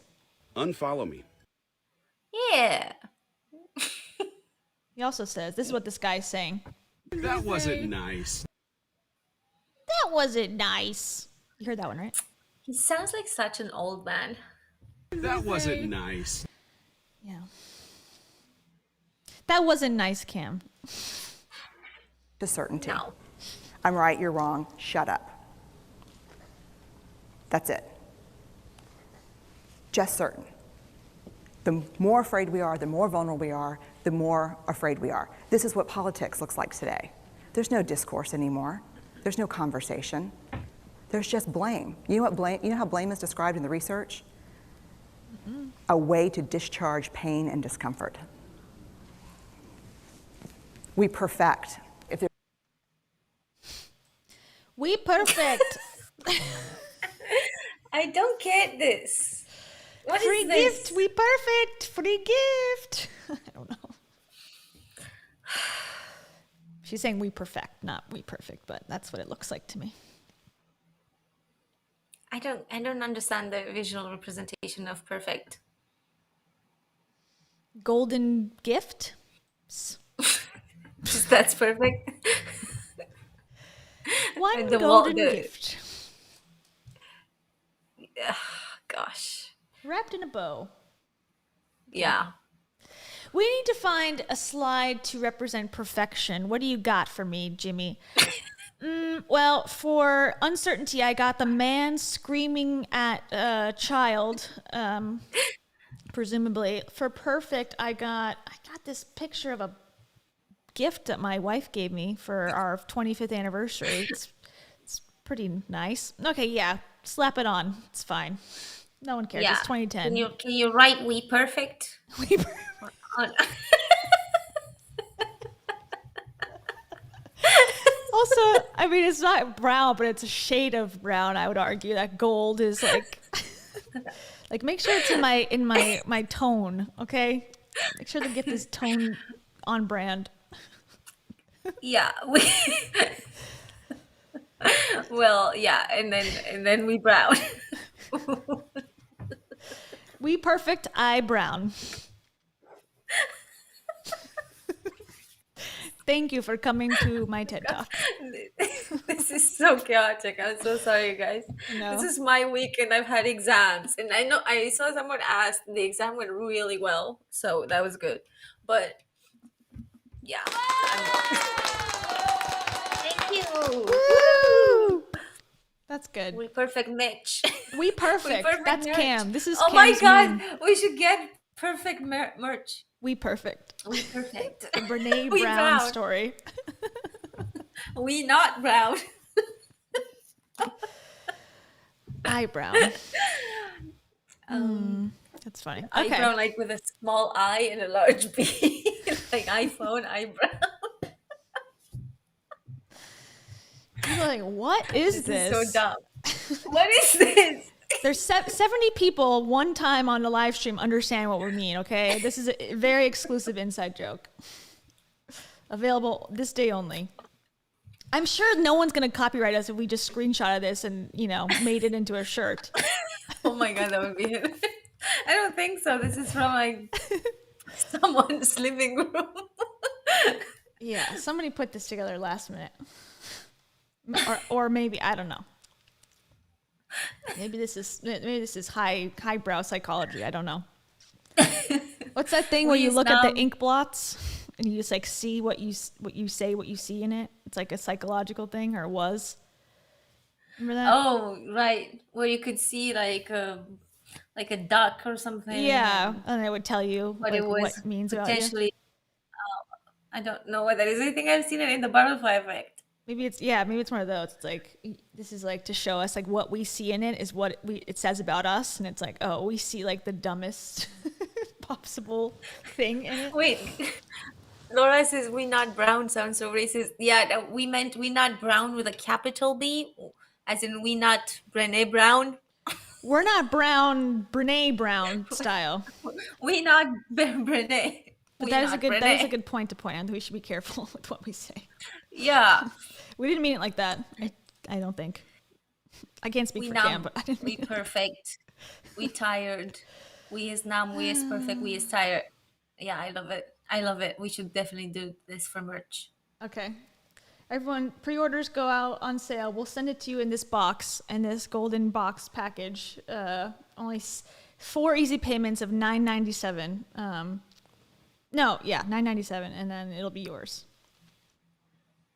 Oh, Rorschach test. Rorschach test. Oh, okay. I have no idea what that is. I'm so Yeah, sorry. that's the ink blot. What I was saying, where you like, oh, that's a woman, or like, oh, that's a murder scene, and it's actually like a butterfly or something, like just to tell you if Oh, you're I crazy. see.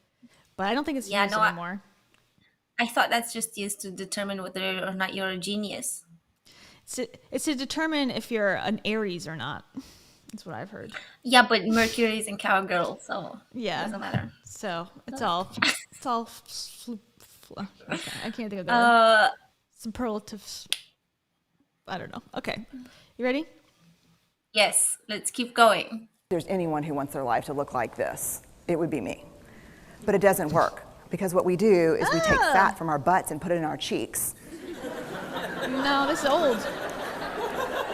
which just Now you take. Hey, can we just applaud her? Look at that visual representation. Well done, assistant or whoever did the presentation. Look at that. You know, this is a prime example of how by working and like repetition is really what makes things go well. Because you know they tried several times and they had an ornament and they had like They a had hand no in a hand. problem. Yeah, obesity and plastic surgery. There's an image for that. Vulnerability and whatever else. No, just abstract. Yeah, at least if they got some abstract paintings or something for that, that would Yeah. have been great. It's funny though, because this was like the pre-BBL phase of life, or at least mainstream BBLs. Because she's like, oh, it takes fat from your butt and puts it in your cheeks, your face cheeks. I'm assuming she means. But now it would be the opposite. Like, take all your face fat and put it in your butt. That's like the new, Yeah. plastic surgery. Okay, let's get off of this image because it's horrifying. I Oh hope my in 100 God, years wait. people will look back and go, Savvy says that she's shaming. I didn't know she does this. Let's hear it. I'm Okay, so let's go curious back. now. Let's go back. Hold on.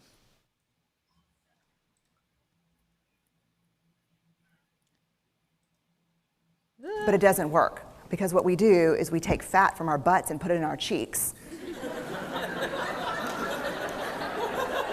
Which just, I hope in 100 years people will look back and go, wow, you know. And we perfect, most dangerously, our children. Let me tell you what we think about children. They're hardwired for struggle when they get here. When you hold those perfect little babies in your hand, our job is not to say, look, Not really appropriately dressed for the beach. Hey, we already had some progress with a picture that was appropriate, so I mean, at least they're Yeah. children, presumably, but I think that I'm starting to think like, who are these interns? Are these like first year students making this presentation? They're like, oh, I think I know what vulnerability looks like. It looks like a heart ornament. maybe they only had a limited amount of images so they could download from Ask Jeeves, and they're like, all right, just the first 10 that you see, that's the one we're going to do. And they just quickly did it. It's funny because I guess it's a different time. Like we're saying, 2010 is a long time ago. It's not sort of. that long ago. It's not that long I know. ago. I don't. And this is the thing, and I agree with Savvy because I feel like Rachel Hollis also did it, and it's like it's intended to be funny, because Rachel also made a joke like, oh, my gigantic, blah, my boobs were disgusting, blah, like, and it's like, it's intended to be funny because she's on stage and she's saying it with like just kind of a vibe that is funny or something, so it's kind of, I think that's the intention, at least, and I think this is the same here for Brené. But then you think about it, and it's like all those women in the audience. I mean, I don't know if all of them, but do they have money to get like implants to make their boobs not look like that? Because lots of them will be mothers. Lots of them would have been through that same thing. And lots of them probably can't afford to get that, and they would suddenly probably laugh it off, but at the same time, like the back of their mind, be like, ooh, mine are actually disgusting. So it's like, Well, that's the same thing when, Rachel would say like, oh, I used to be so overweight. And it's a picture of her is like, very normal looking. And it's like, okay. Or if a friend of yours or mine, will say like, oh, I'm so fat. And I look at myself, I'm like, you're skinnier than I am. So that makes me feel really bad. It's like, it's hard not to compare yourself to people when they give an example of something that makes them uncomfortable. It's like, oh, then you immediately start thinking about yourself like, oh, well, what about mine? How does mine fall in comparison to what they're saying? So I definitely fall. I definitely do that all the time. It's not a good thing to do. yeah. Maddie saying it's not funny, it's just disrespectful, and I agree. And Z is here. Hello. Hi. Z is a fellow creator. I don't know if I should expose her. Oh, it looks like Elizabeth Holmes to me. No, because that would be behind bars. I mean, do they have phones behind bars to like comment? I mean, if Elizabeth Holmes was like watching our stream, I think we would have made it. She'd be like, I think Elizabeth Holmes knows how to put together a PowerPoint pretty well, because she did it and made millions of dollars by literally just making PowerPoints about ideas. So yeah, like life. Get me a PowerPoint visual for this one, okay? I'm sure there's more. I haven't seen forward, but we got the superhero children. So let's continue. Look at her, she's perfect. My job is just to keep her perfect, make sure she makes the tennis team by 5th grade and Yale by 7th grade. That's not our job. Our job is to look and say, you know what? You're imperfect and you're wired for struggle, but you are worthy of love and belonging. That's our job. Show me a generation of kids raised like that and we'll end the problems I think that we see today. We pretend. Okay. We pretend. Oh wow! This time they managed to get the verb right. We because we numb and we perfect and we pretend. We pretend. It's not this. Those are not equal. We numb versus we pretend. We perfect. That was how she was pronouncing it. So I guess it is the same spelling. We perfect. We pretend. So you think? Oh, I was thinking like like as the noun, like we ugly. We now. I know, me too, as a joke. But yeah, she meant it as we perfect. Oh, things. you think so? I thought they were going like like meme Mario. culture. Like was it? They were They were putting a Kanye West on us or something. What's the Shiba coin? The Shiba memes where it's like, me no want that. Me say something. No, it's like a whole meme culture thing. I genuinely thought that's what was happening there. No, I mean, I was probably led you on to believe that, but she said we perfect, and I was like, oh, we perfect? Oh, that was my bad. Me too. Oh God, you guys are having lots of fun on my behalf here. Yes, sorry. We want to say, thank you, Sarah E. Yeah. Thank you very much, and it comes in euros, which is super cool, from England. For that,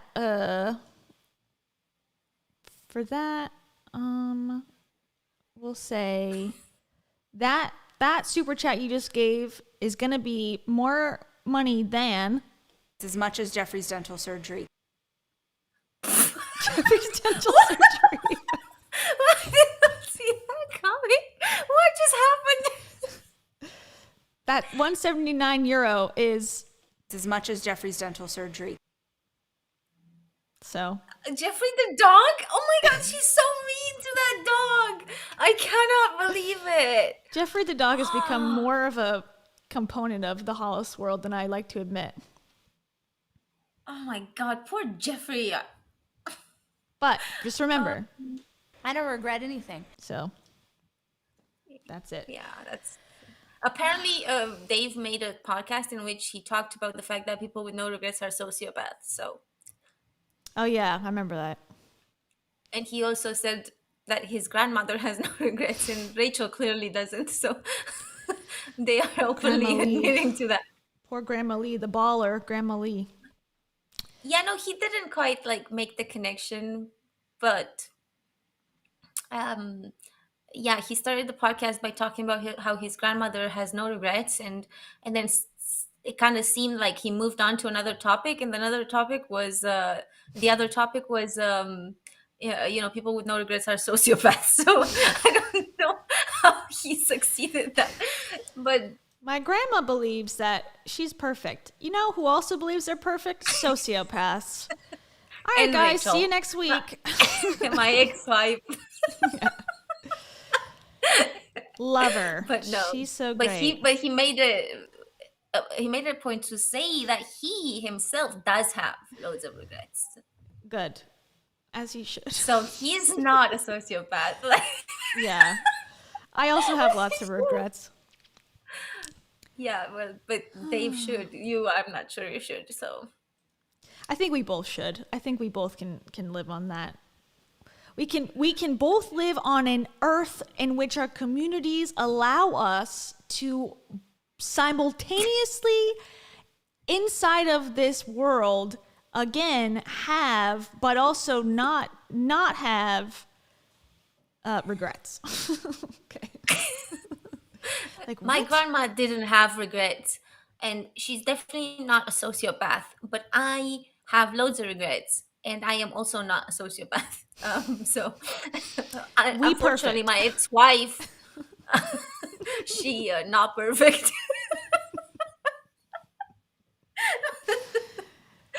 We Oh, perfect, man. we pretend. Oh, thank you, Z. That's so sweet. Did you watch? I think I had a little something for you in there. Dang, Elizabeth Holmes shout out. Hey. Okay. Hey. Okay, let's continue. We're almost done. We're at the monkey part now. Monkey see, monkey do. That what we do doesn't have an effect on people. We do that in our personal lives. We do that corporate, whether it's a bailout, an oil spill, a What? recall. We pretend like what An we're doing oil doesn't have a spill? huge impact on other people. I would Wait, go back. Wait, that's not we pretend. That's ExxonMobil, for which I worked. Oh. They pretend. They pretend they don't have an impact on people when they You- spill a bunch of you things problem. into the ocean. You problem, Well- Cam. Well, me quit. So Me no more problem. me no problem. Me quit. I remember they criticized your lumbar support. Oh God! Somebody just like somebody got points for that. They got like green points for criticizing me into the system. Jesus Christ! I'm not even religious, but Jesus. Cam was too slouchy at work, so someone wrote her a demerit for being too slouchy at ExxonMobil. That's the story I remember from. Yeah. How dare I not use the chair in a more uncomfortable way? I posture. No. Me no posture. Me no posture. We posture. Okay. I went back a little bit, so we're going to repeat a little bit just so I can hear about the oil spill again. on people. Oh yes, sorry. We do that in our Support. personal lives. We do that corporate, whether it's a bailout, an oil spill, I still missed it. a recall. We pretend like what we're doing doesn't have a spill. Will end the problems I think that we see today. We pretend that what we do doesn't have an effect on people. We do that in our personal lives. We do that corporate, whether it's a bailout, Okay, an oil corporate. spill, All right. a recall. We pretend like what we're doing doesn't have a huge impact on other people. I would say to companies, this is not our first rodeo, people. We just need you to be authentic and real and say, we're sorry. Oh, no, We'll fix it. hold on, hold on, hold on a second. You think if ExxonMobil was authentic and they said, yeah, sorry for killing 100,000 people through this oil spillage. Yeah, it's totally our fault. Sorry. Do you think they could just be authentic? Probably, honestly. I think like oil companies could do whatever they want and everyone's gonna be like, all right. Nah. Fill me up, daddy. No way. I think they so. would- Think someone's gonna give up their Well- car because they ExxonMobil said the truth? No, everyone knows the truth, and people still. I mean, people as if I'm No, not but there's problem too. But probably there's probably a competitor like lurking that would love the oh yeah, opportunity. BP. Yeah, They're much better. probably. I have no idea, but they would be like, We spill. yeah, fuck, fuck Exxon. Look at these guys. They literally admitted to the fact that they have done this and they were vulnerable. So get them out of here. Yeah. How about we make the government keep them accountable? That works for me. I don't need I don't need as a consumer government? all the cabal. I don't know. Do we think Donald Trump's government? Do we think Boris Johnson's government? Because they're both. Do we Yeah. think Putin's government? Yeah, all of them. They're all reasonable. They're all Yeah. wholehearted. They're all wholeheartedlies. Hurdles. I don't know. Heartles. Wholehearted. I think that's already wholehearted. Wholehearted. I'm adding an Okay. L somewhere. Okay.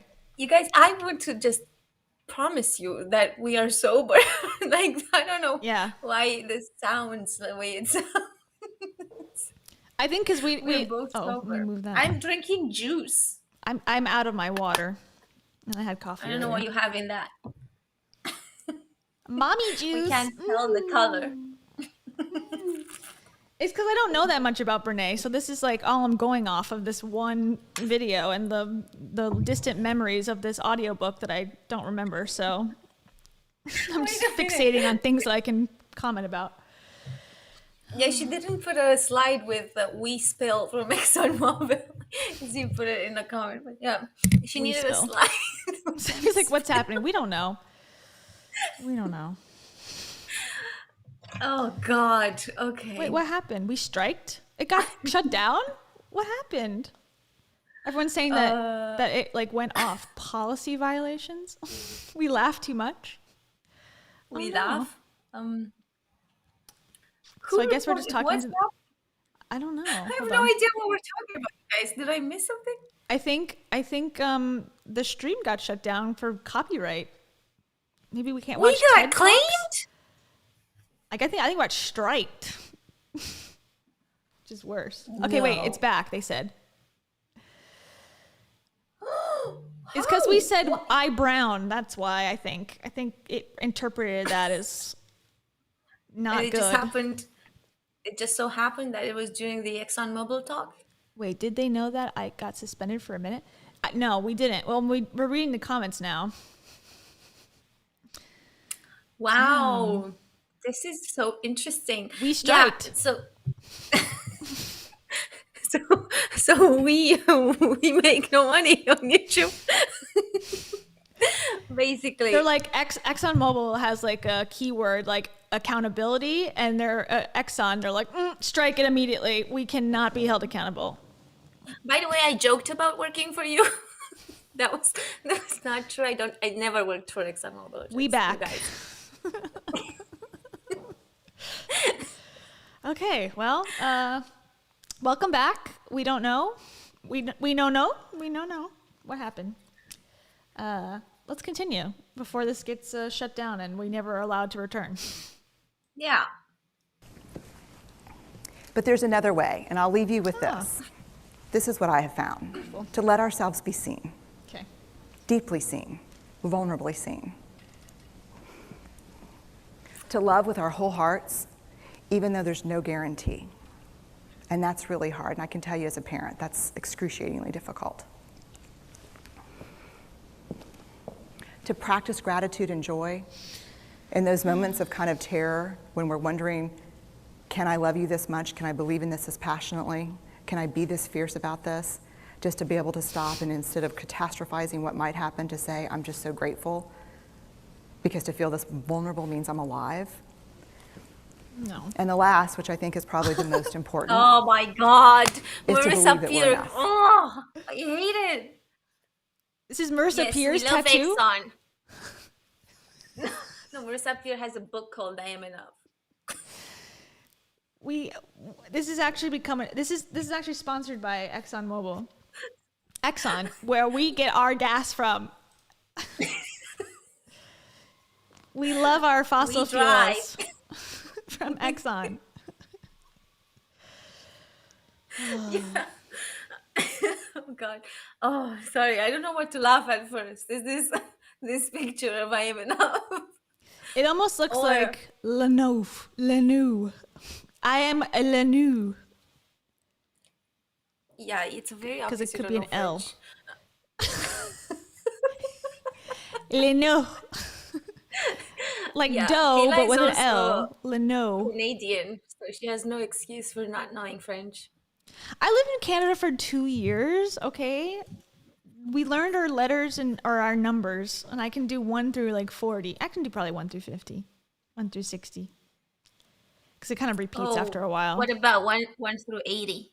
Maybe. Because you need to start doing maths at one point. 21, It's like- 22, 23, 24. So yeah, That's 20. for 80, it's like 4 times. Oh, 20. I know. Yeah, I know. I remember that. I was like, I'm good. I'm cutting it here. Yeah.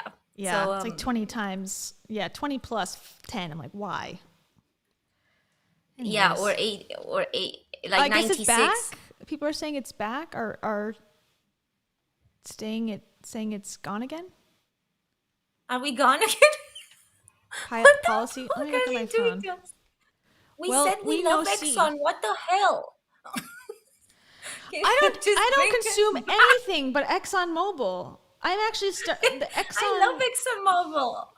That's why I worked for them. They're pulling up your file right now. They're like, she's slouchy and she's making fun of me. I'm slouchy right now, actually. Look, I fixed my posture. Demerit.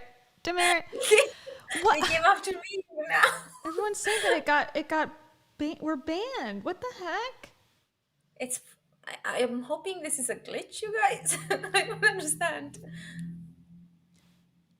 Looks So I can normal still- on mine. Wait, private. Oh wait, I can see the video on I'm confusion. I confusion. We confusion.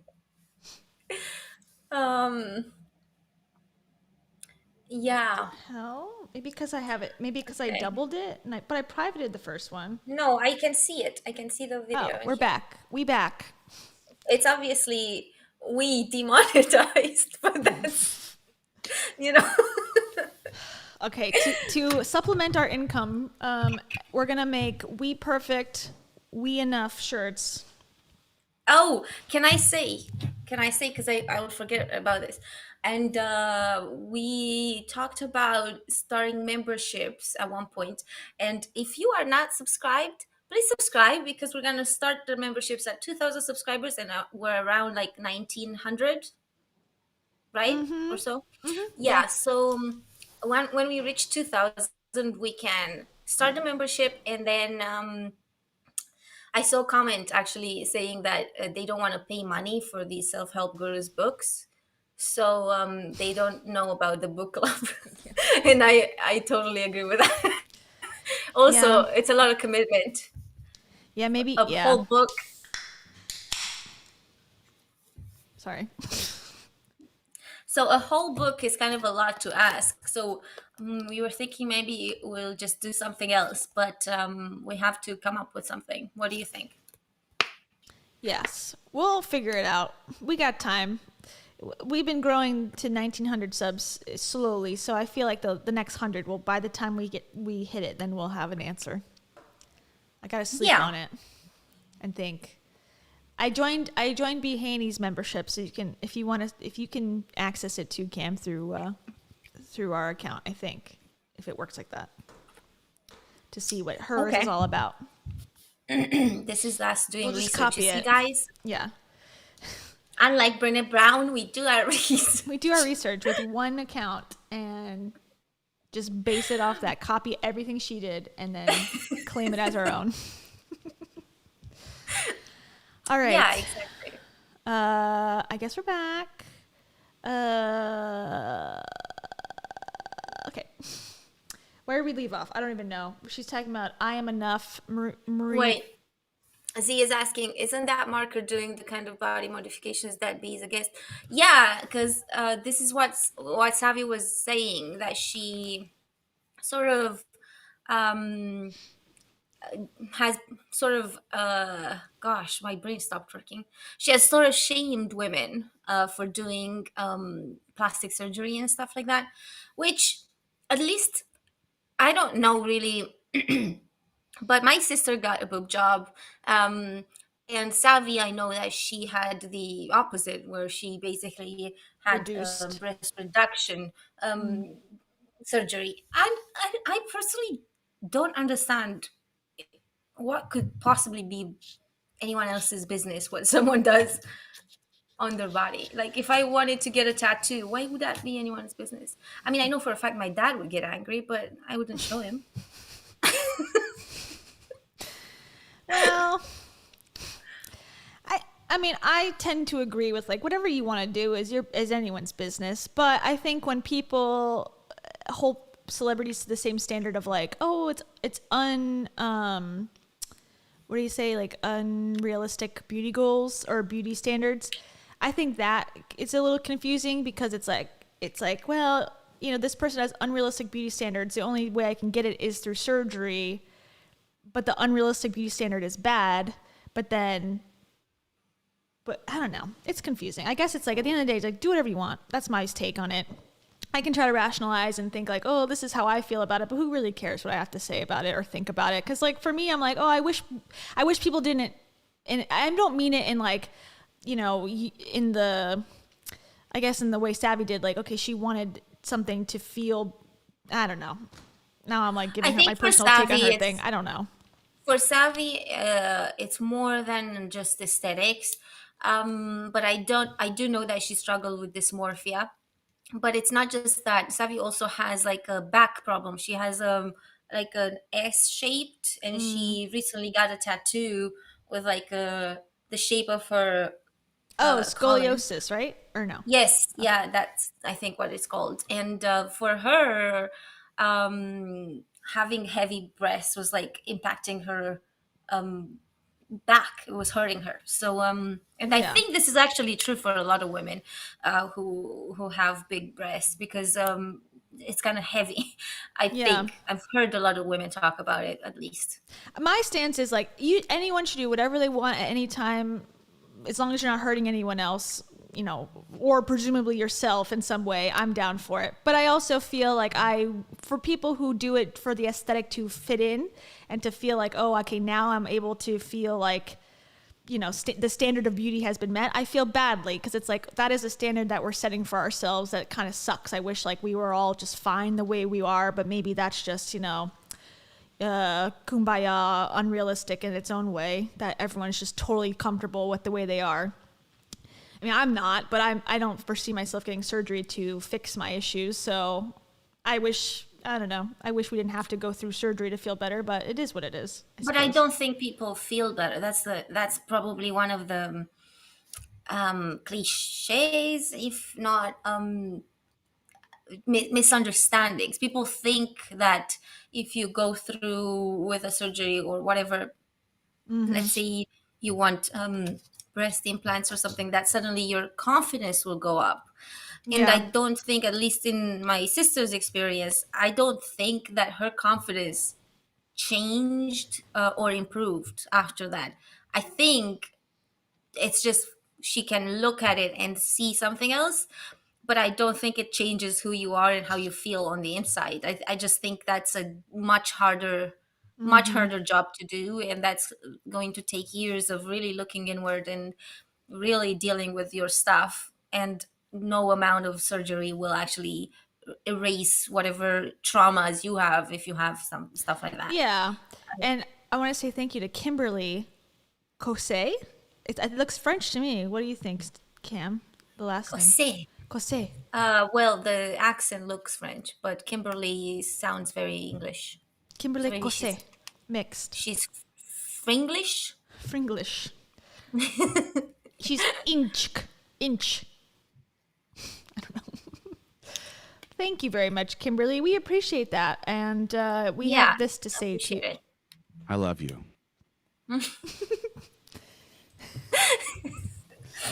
Oh gosh, we needed to have the unfollow me one. It's here. Unfollow me. It works now. Unfollow, oh, don't, but I don't know follow why. me. I am on Unfollow me. Instagram and on TikTok more recently, Unfollow but me. I don't post on Instagram. Oh, her husband is Kose. Oh, bonjour, bonjour. Oh, cool. That's No. awesome. Anyways, I feel like this is a complicated issue, and again, I go to everyone should do whatever they want at all times. Yeah. I have no tattoos either because I'm scared, so that's probably where my perspective was like, oh, anything that's like hurtful or anything, I'm like, oh, I'm apprehensive. So people who are more brave and like daring and risky or not risky, but like, why not? Like, I'm gonna get my nose done or my boobs. Like, yeah, I'm all for it. I feel like I come off To me, sometimes not how I actually. to me, it's the same as like changing your hair color or like getting accessories and whatever. Like I think of it in that way. Obviously it's a more expensive thing, but Sure, that's a that's factor what too. it is. That's what it is to me. But the fact that it's expensive, it can be an issue, because I know, at least with Brazilian butt lifts, that a lot of people, at least there were some news about that a lot of people will do it in cheap places, or like fly somewhere to do it cheap because they didn't have the money, but because of the trend they really wanted it, and then they suffered the consequences. There's people who died because of it. They're dangerous, I heard. That's like the most dangerous Yeah. surgery, plastic surgery, or is it cosmetic or is it interchangeable? Cosmetic surgery, plastic surgery, I suppose. No, I have no idea. We used to have a commercial I used to live in Miami or down south Florida, and they have like a plastic surgery center that's like really big, and it was if anyone's from Florida here, which probably maybe there's a chance, I'm gearing up to sing a song. It was the plastic surgery song. I like remember it from like 1999. Okay, ready? Yeah. Florida Center for Cosmetic Surgery. Dun, dun, dun. Just one look is worth 1,000 words. Dun, dun, dun. Naturally, you're looking good. Look just like you dreamed you would. You're having fun, you're at your best. And all it took was just one look. Florida Center for... And then it repeats. Oh my God. Somebody needs to clip Kayla when she starts singing and just post them on a different channel and make loads of money from it. Oh, yeah. Speaking of songs that we sang last time, Seventh Heaven is on Hulu in the United States. Oh, yeah. I don't use Hulu. Oh, okay. I don't know if it's available in Europe, or I don't know how it works. You got to get a VPN or something, and then you can watch Seventh Heaven to understand the depth in which the show is pretty mediocre. No, I think I definitely I know of it, so I must have seen it on TV when I was a child. It must have been broadcast in Romania, because loads of American TV shows were broadcast. But what's funny, none of the British ones were ever broadcast in Romania. Interesting. All Romanians that speak English, mostly my generations, and just around my generations, like older people don't, but they speak with or they attempt an American accent, because that's how we learned it from like American TV shows. You probably get that California accent because all the shows are like based in California. You'll get it's a mess, because obviously the accent is so broken, but it's got nothing like British at all in it. and it's hilarious to me because Britain Interesting. is like so close, and Yeah. well, it's not that close, but it's not that far as America, you know. And it's Oh yeah, it's not across the pond, across the Yeah. water, hop, skip, and a jump. Is that good? Or bad? I don't know. I was in Scotland. It doesn't sound at all like Oh.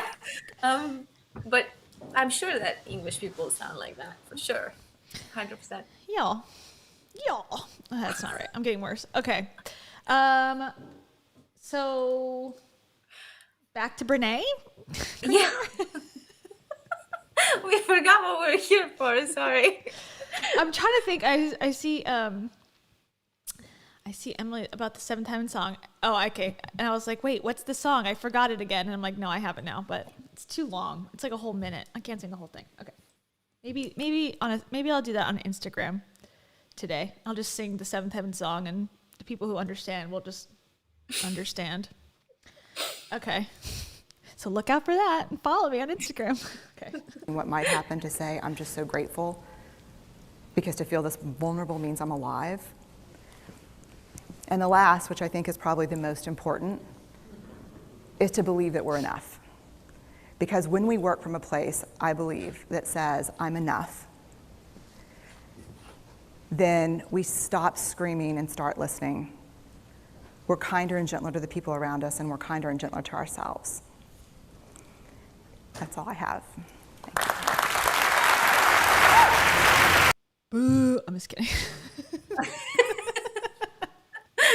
It's not See, bad. the thing I feel like with this talk, Brene is somewhat of a comedian. She is? She's funny. She is? Yeah, she's funny, but she's not. That was not an academic chat at all, like, in my opinion. It was just funny chat. A funny chat Yeah. about something so big as love. So, A little cash kinda- chat. Yeah. Yeah, she's got some jokes. I don't know if I would call them funny necessarily, or like, they're kind of like mom jokes, I guess, like, you know, preschool teacher jokes, like kind of like safe jokes, which I can appreciate. I think she's really likable. I think that's what it was with this Yeah, talk, because she's definitely it went likable. insanely viral. She's really likable, and I think she's funny, because like I've never heard an actual joke from a self-help person aside from Brené. I mean, Yeah, they're you could they tend to argue be very serious, like, this is life or death. You must learn this that's now. because they Yeah. don't have the wits. I mean, you could argue that Rachel tried to make some jokes about her boobs, but Yeah, Rachel can be funny, sort of, sometimes. She's got a little quippy, you know, like, she thinks she's funnier than she is, but she can be kind of, you know, hee hee hee. Oh, that's funny. A little bit. somebody said she's funny in a brown kind of way. Yeah, exactly. A bit goofy. A bit goofy, you know? You know, a little bit goofy. That's like a different dialect. I wonder if we should go into the actual thing I want to talk about or not, because it might take a while. So I don't know. Brene, should I not? You guys tell me. What do you think? I'm just scrolling through her website. Her website looks cool. She's got a lot of books. This is the one I read, allegedly. This one. Oh yeah, what do you mean allegedly? How did you allegedly read it? Because I have no memory. If you were to be like, okay, what was it about? I don't know. Like I said, she was at a lake house, and I know she's got a kid and a husband. That's it. Yeah. Okay, but going back to that thing we just watched, the takeaway was, you know, being vulnerable means that you're alive, so just be grateful for what you got. Like, okay, I'm down for that to a point, but at the same time, it's like, you know, we can all be grateful and still be suffering, or still be in lack of, you know, basic necessity, or still be wanting more from many different places. So it's good advice, but it's like obvious advice. And I don't think the research she has done has really was like, oh, okay, now it's clear that these life lessons are backed by science in any way. Yeah, exactly. And it makes me curious if she is someone who studied so deeply, and um, she has a bachelor's degree, a master's degree, a PhD in the field. Why wouldn't she publish an academic book? Like, maybe she did, but like, why wouldn't she? If she did, let's say she had published something, why would she not mention it in every single TED talk, in every single, like, this is my book on my academic research on the subject, not my No need, I storytelling. guess. No need, because it's selling, which is the important part, I suppose. I think no need, or maybe didn't happen at all. And it True. makes me think that had she succeeded in the academic direction, she wouldn't Oh, be doing self-help stuff. Do you know what I mean? yeah, true. Well, I think she just, if you want to have money, I mean, there's nothing wrong with wanting money and wanting to be secure, but there ain't no money in academia. Well, in comparison to selling books at, Barnes and Noble and doing a podcast and getting sponsored. Like, that's where the real cashola is at. So, I feel like she decided, like, okay, I've done my research, I did my degree, I did that. Now I'm going to profit and have fun. Yeah. Which, more power to her. I don't know. At first, I thought she said she's currently engaged, and I was like, oh, her and the hubby broke, but she says enraged. So, I misread it. Okay, so the thing I came across recently was, okay, so Brené has two podcasts on Spotify. And basically, Spotify has recently been criticized because of Joe Rogan. Joe Rogan apparently has spread misinformation regarding COVID on on his Spotify podcast. So that was something that Brené sort of came across, and basically there was a little bit of drama at the beginning of the year, in regards to this. Unfortunately, I didn't come across it when it was happening, because I would have loved to just kind of stay on top of it and figure out what exactly was the story there. So at this point, I can only patch it together. So Also, BRB, here I'm going to you use go. the bathroom really fast, so I'll listen while I go, but Yeah. I'm going to mute myself. Okay, Okay. bye. So basically, this is at least in my opinion, one of the most recent and most interesting things that has been happening. And I will have to wait for Kayla to be able to read this article. But basically, it's a. I think she tried to take a stand against misinformation, but then sort of went back on it and fixed her relationship with Spotify. And it's kind of almost like she wanted to do a good thing, and then she didn't do the good thing. So she kind of pretended to want to do it, or to want to do it, but then actually eventually nothing happened except for this like public rife between her and Joe Rogan, and with Spotify kind of attached. So uh, yeah, Rogan, I think there's a lot there. I Yeah, there's a lot with him, but I wonder if we should do an episode on Joe Rogan at some point. But it's just like so much stuff that could be discussed on that. So um, this was actually, I'm just gonna go to her Instagram, because there was Brené Brown. There was a long ass post that she did, where she was talking about this. So she initially, exactly as this article says, she initially canceled her canceled her podcast, like out of nowhere. It was not necessarily out of nowhere, but it was very sudden, because she has 2 podcasts on Spotify, and suddenly she was like, I'm not doing this anymore. So what is that? One second, I'm trying to find the post where she talked about it.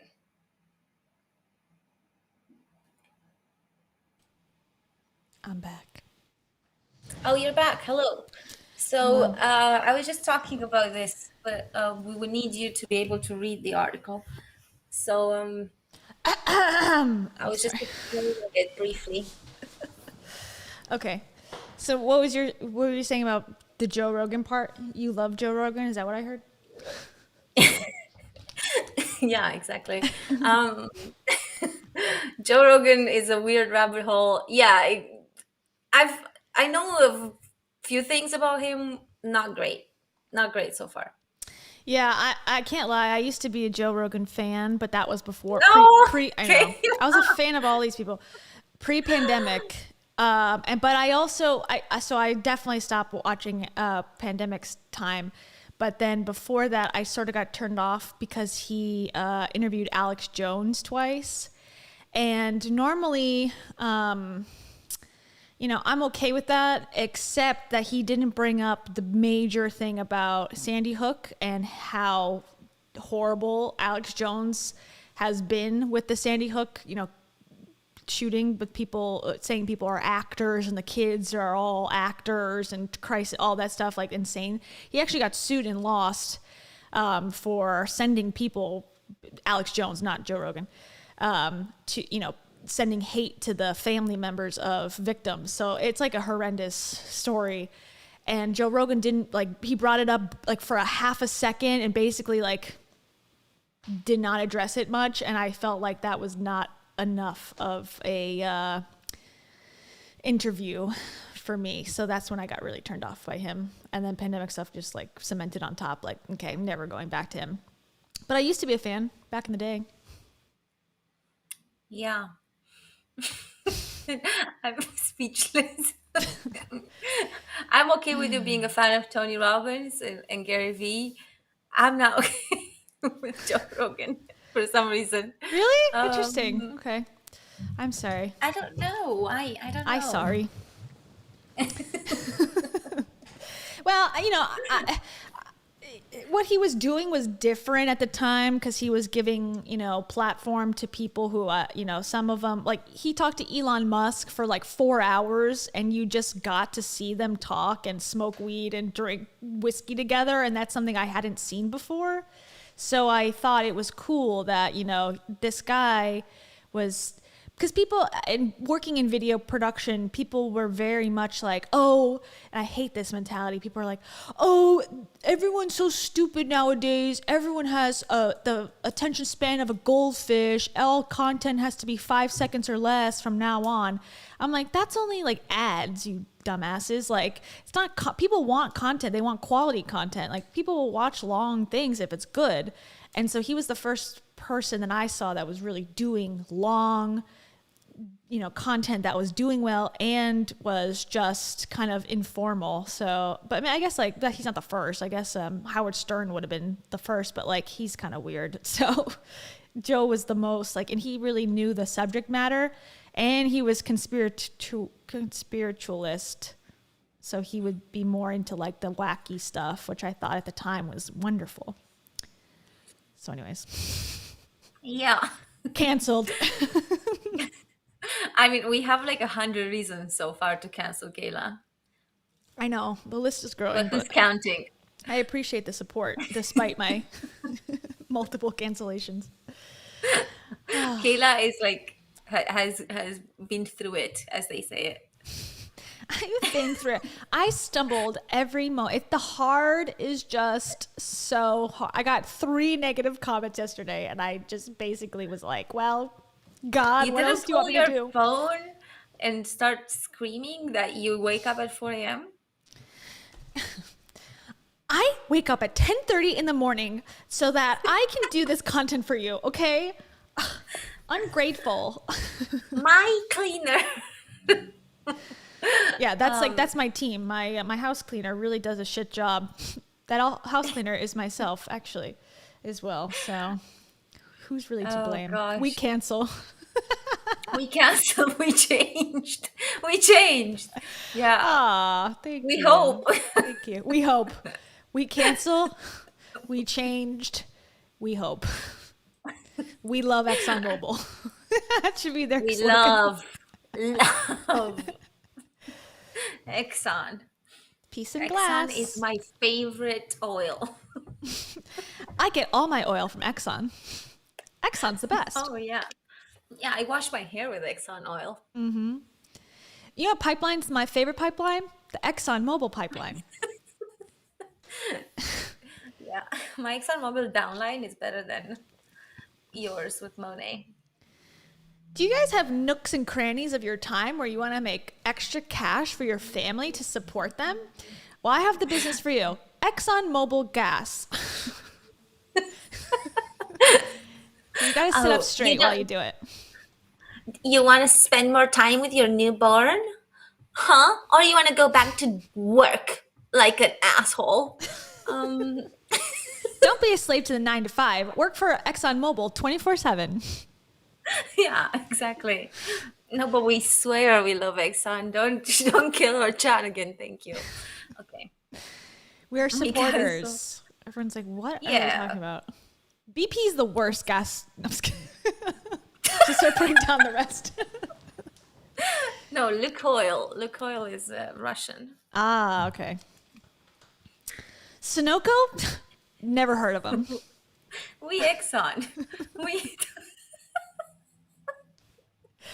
YouTube's one thing, but the oil tubes, that's real. That's my true passion in life. Absolutely, that's my purpose. My purpose in life is ExxonMobil. ExxonMobil.com. Yeah, and look at me standing upright on the chair. Man. We stand Exxon. Okay. Want me to read this? Yes. All right. Popular podcast host and author Brené Brown says she's not going to release any new podcast episodes, quote, until further notice, and didn't offer a specific reason why. Brown's pause on her podcast come shortly after both Neil Young and Joni Mitchell pulled their music off Spotify in protest of Joe Rogan's controversial podcast series. Brown signed a multi-year deal with Spotify in 2020 and is the host of Spotify exclusive podcasts Unlocking Us and Dare to Lead. Quote, I will not be releasing any podcasts until further notice, Brown wrote on Twitter, to hashtag unlocking us. Okay, that's just insane. I'm sorry, and I'll let you know if and when that changes. Okay, so that was in January of 2022. Spotify continues to face criticism for exclusively hosting the Joe Rogan Experience, which has been said to spout baseless conspiracy theories and misinformation about COVID-19. Earlier this week, Spotify removed Young's music after the singer asked the platform to choose between him and Rogan. Mitchell's departure from Spotify came shortly after, who says she stands in solidarity with Neil Young and the global scientific and medical communities. Bruce Springsteen's guitarist Nils Lofgren joined the Spotify boycott as well and has since removed his music from the platform. The Duke and Duchess of Sussex, Harry and Meghan, and there's actually, I looked this up earlier, there's a Harry and Meghan Brené Brown connection. Oh my God. Yeah. Well, I couldn't read it because it was behind a paywall, so I guess we'll never know. Oh, okay. But I guess she taught him how to be It was vulnerable. clickbait. Yeah, apparently. I think it was The Sun, maybe? I don't know. Oh. Harry and Meghan also reportedly expressed their concerns about misinformation on Spotify. The couple signed an exclusive deal with Spotify in 2020. The Joe Rogan Experience is the subject of an open letter signed off on by dozens of medical and scientific professionals who believe the podcast spreads misleading and false claims about COVID vaccines and plead with Spotify to develop a COVID-19 misinformation policy. In an internal memo viewed by The Verge, Spotify says none of Rogan's episodes, quote, meet the threshold for removal. I think they ended up changing that later, I believe. I think they did pull some episodes. The company struck a $100 million deal with Rogan in 2020, and since experiencing such high-profile dropouts from the platform, its market capitalization fell by about $2.1 billion in the span of 3 days. That's it. Okay. Let me send you her post on Ecamm, because she talks about this on her Instagram. And basically, she kind of went back on it. She first was like, protest. And then she was like, actually, Actually, no more. I need that money. That sweet, sweet cash. Yeah. Okay, here we go. Now this is, okay, so that she posted the tweet, what did I say, January 29th? Let's see. The whole thing happened throughout January, February. So 2 days later, I'm back. Yeah. I talked to my agent, and she actually said that it's in my best interest to shut up. I've had a moment to think, and I've grown a lot, since yesterday. Yesterday I tapped I was a into different person. I did the hard work. Yesterday, I was a different person who didn't need the money from Spotify, but today, here we are. I took a look at my Mint mobile app and I said, oopsie daisy, I need that money. So now I'm back. Okay, it's 8 pages? Jesus. Okay, here we go.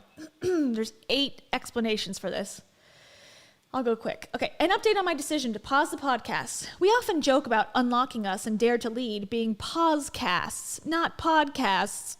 I have a habit of taking long pauses to think about a question or an answer. Last week, I took a bigger pause, and I'd like to walk you through it. On Saturday, January 29th, I posted across social media that I would not be releasing any podcasts until further notice. I had hundreds of comments across social media asking my opinion on the Spotify Joe Rogan issue, and I didn't know enough to comment. I didn't want to drop new podcasts without responding to the question, so I decided to hold my podcast and learn more. Because I had a podcast scheduled to release at 12:01 on January 31st and another on February 2nd, I thought it was important for weekly listeners to know that nothing would drop this week. I paused because as a creator with two podcasts exclusively on Spotify, I wanted to better understand the organization's misinformation policy. I wanted to talk to the Spotify leadership about their position, their policies, and the application of those policies. I met with them twice last week and once again this week. I've listened, they've listened, and my assessment is that everyone is open and learning, including me. Sadly, are you laughing? Can I just say, because Kimberly said we broke. That was her agent being like, we broke. Renee, we broke. So she paused, she talked about it, and realized there was no problem. Yeah, I learned that, At all. not my business. Not my business. I learned that, they will not change their position, so I need to shut the fuck up. Yeah, we met the first time. They offered me $10,000 more per episode. And then I said no. And then we met again, and then they said, okay, $15,000. And I was like, maybe I'll think about it. And then we met the third time. They said 25, and I was like, okay, I'm over it. I don't know. Thank you, Hippie Kansas Girl, for the super chat. That is so sweet. Oh, I see it. Thank you. Says, I've been dying to catch you live and do a super chat and was excited to see you live. Then I realized you had been going for 2 hours, but I can still squeak in a super chat. Thank you. But I just want you to know that Am I the only hippie? that's you. You're the only hippie allowed. Yeah. So thank you. We appreciate it. Thank you.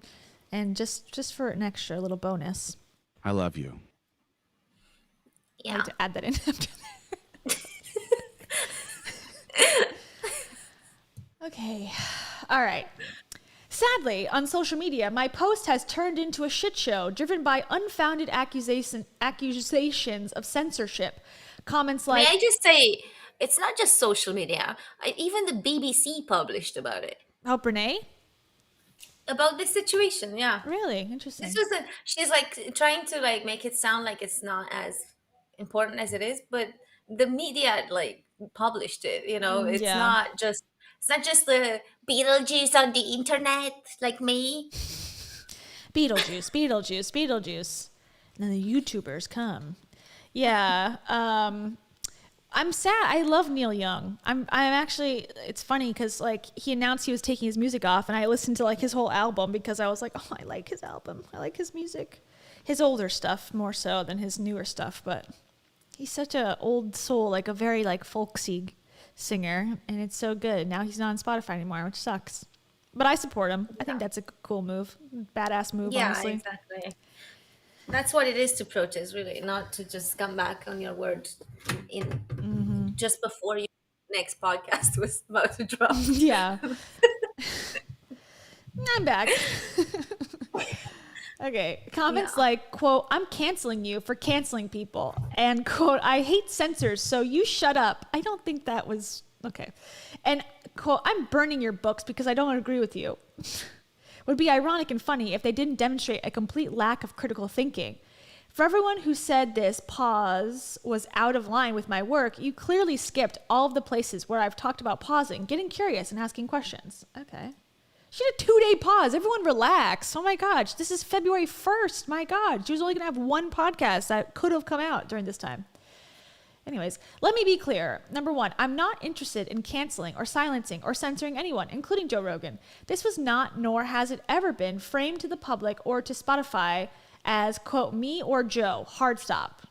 Okay, that was Neil Young's perspective. It was me or him, and they picked Joe because they just spent $100 million on his contract. So, again, capitalism, it comes to the forefront.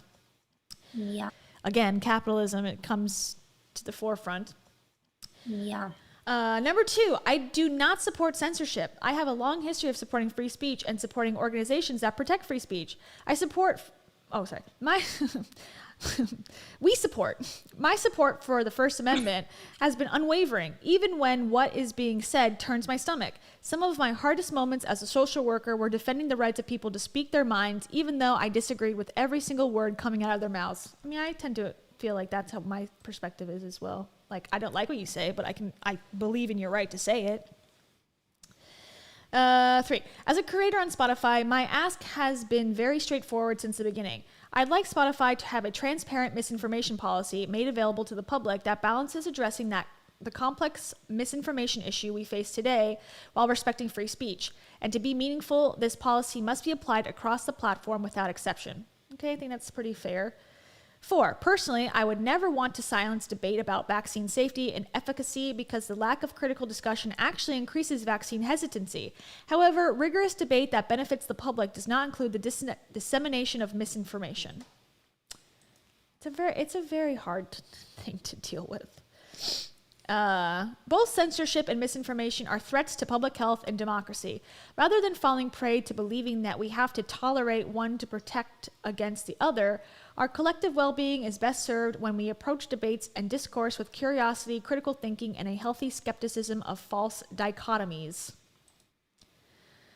I've enjoyed the creative collaboration with Spotify and appreciate how the leadership has shown up in our meetings over the past week. Now that Spotify has published its misinformation policy and the policy itself appears to address the majority of my concerns, I'm in the process of learning how the policy will be applied.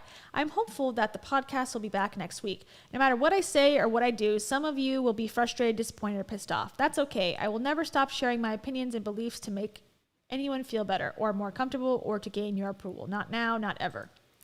For those of you who expressed concern about my censorship, misinformation issues, asked for more information, and engaged in real dialogue, thanks. I appreciate the conversation. Stay awkward, brave, and kind. Okay. So what was the point I would have? He wants us to be curious people. I'm super curious. Brené, what was the point of standing up for this? To get a better paycheck from Spotify? What was the point? I don't know. I mean, I guess like when this was like a really hot topic at the time, it was like, you know, I don't remember exactly what was said, but like Joe was very, I guess, anti-vaccine or like very hesitant at least. And so people were saying like this needs to be taken down. And so the debate was, you know, I don't know. The debate is like, should there be censorship when it could be hurting people? Like if they say, like, if you scream fire in a building and someone gets trampled and dies, like you're responsible for that. That's free speech, yes, to scream that. But if it causes harm, then you can be held accountable for that. And so it was like, well, who's going to be held accountable? Spotify or Joe or what if someone takes his advice and dies or whatever, you know? And so I think part of it was like offsetting the legal ramifications, but I think also it's a moral issue. You know, Facebook is sort of, I guess, like got itself a little bit more, you know, censored, and that pissed people off. So they started going to Telegram or Parler, which is less censored. And I don't know. I think my take is that Facebook was a big reason why a lot of the older generations started to share misinformation, because they're not really as equipped to understand like a fake article or a highly biased article versus a clearly, you know, New York Times type, at least attempting to be more unbiased article. So it's like, yeah, I wish that didn't happen. But at the same time, it's like, you know, everyone's got free will. So who am I to say that you can't believe what you believe? I don't know. It's a very hard subject to Yeah, even it's breach. complicated. I think just the way that social media has evolved and is not regulated is a big factor in this, because yes, you could say that it is Joe Rogan's fault, or but at the same time, I don't know, had Joe Rogan worked for, let's say, the BBC, would he be able to say that? Probably not. Yeah.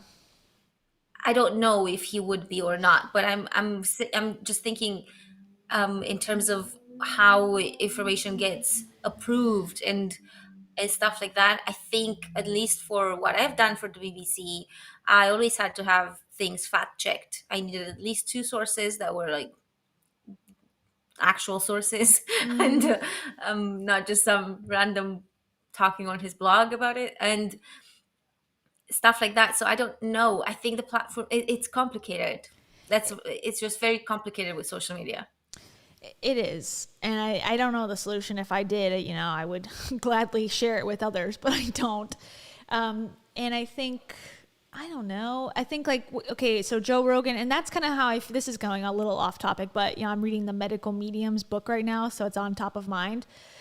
You know, the medical medium doesn't lie about where he's getting his information from. He literally says it's like a ghost that talks to him in his ear. So if you're the type of person that's going to believe in that, then he's put himself out there as where he's getting the information. And Joe too, he's like, I get my information from Google and my own brain, and I'm bringing on this person who, this is their credentials, here's what I have to say about it. So I think the BBC is a little different, because the BBC is supposed to be a neutral news source that is not coming from a place of, you know, opinion, or at least it's supposed to. So as long as you're presenting where your information's coming from and who and what your lens is, which I think they did in the Joe Rogan case, I guess I would feel like, well, it's up to the person to decide, like, okay, am I going to listen to this former TV host / MMA announcer to get my medical information? I wouldn't, but if you want to, I guess good luck, you know, I don't know. The problem is with this specific issue, it's that if not enough people get it, then it could affect the whole population, and then that becomes the problem where, well, your choices are affecting my life, so what are my rights to tell you what to do? Complicated, as I said. Yeah, I think the initial, I guess they kind of went back on it, but initially when the pandemic started and stuff, like YouTube, Facebook, and Instagram kind of, and I think Instagram still does it. They would put a disclaimer on every video or in every post that mentioned COVID, as in like, this is where you get your official information. They would just kind of put a link there. I don't know if you noticed that, but or they would take down videos from YouTube if you mentioned. That's why people called it the panini all the time. Uh-huh. to kind of bypass their videos being taken down for it. Yeah. So there was definitely like a lot of discourse on that, and I don't know if they got to a conclusion on that. Nobody's published it, nobody's talked about it, and they just did the thing and then they moved on. They didn't tell us. So there's still people who call it a panini. I've noticed. I think it's just a lighter, well, yeah, maybe it shouldn't be taken lighter hearted, but it seems like a lighter hearted way to reference like this trauma we all went through. No, it was because of that. It was because the videos were actually taken down when you said the word. Well, it's probably AI, probably like, okay, anytime this word pops up at all, like just immediately shut it Yeah, of down, course. just in case, you know, even if it's a totally rational perspective. Of course.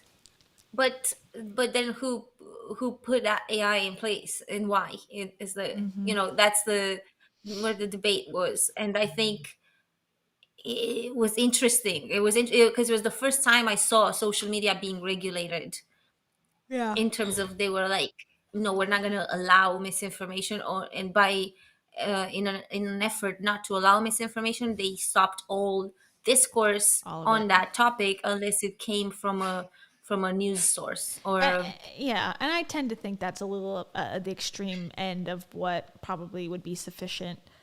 But yeah, it's the answer always is somewhere in the middle between complete access to everyone has to say when can say whatever they want at all times on any platform always, and complete shutdown of this word, that, everything, this discussion, whatever. I think that's not okay either. So somewhere in between would probably be fine. But again, too, like the Spotify issue, it's not like the country of the United States was saying, you're in prison because you said this. The company Spotify could fire Joe Rogan if they wanted to Yeah. for what he said or who he brings on or not approve it or whatever.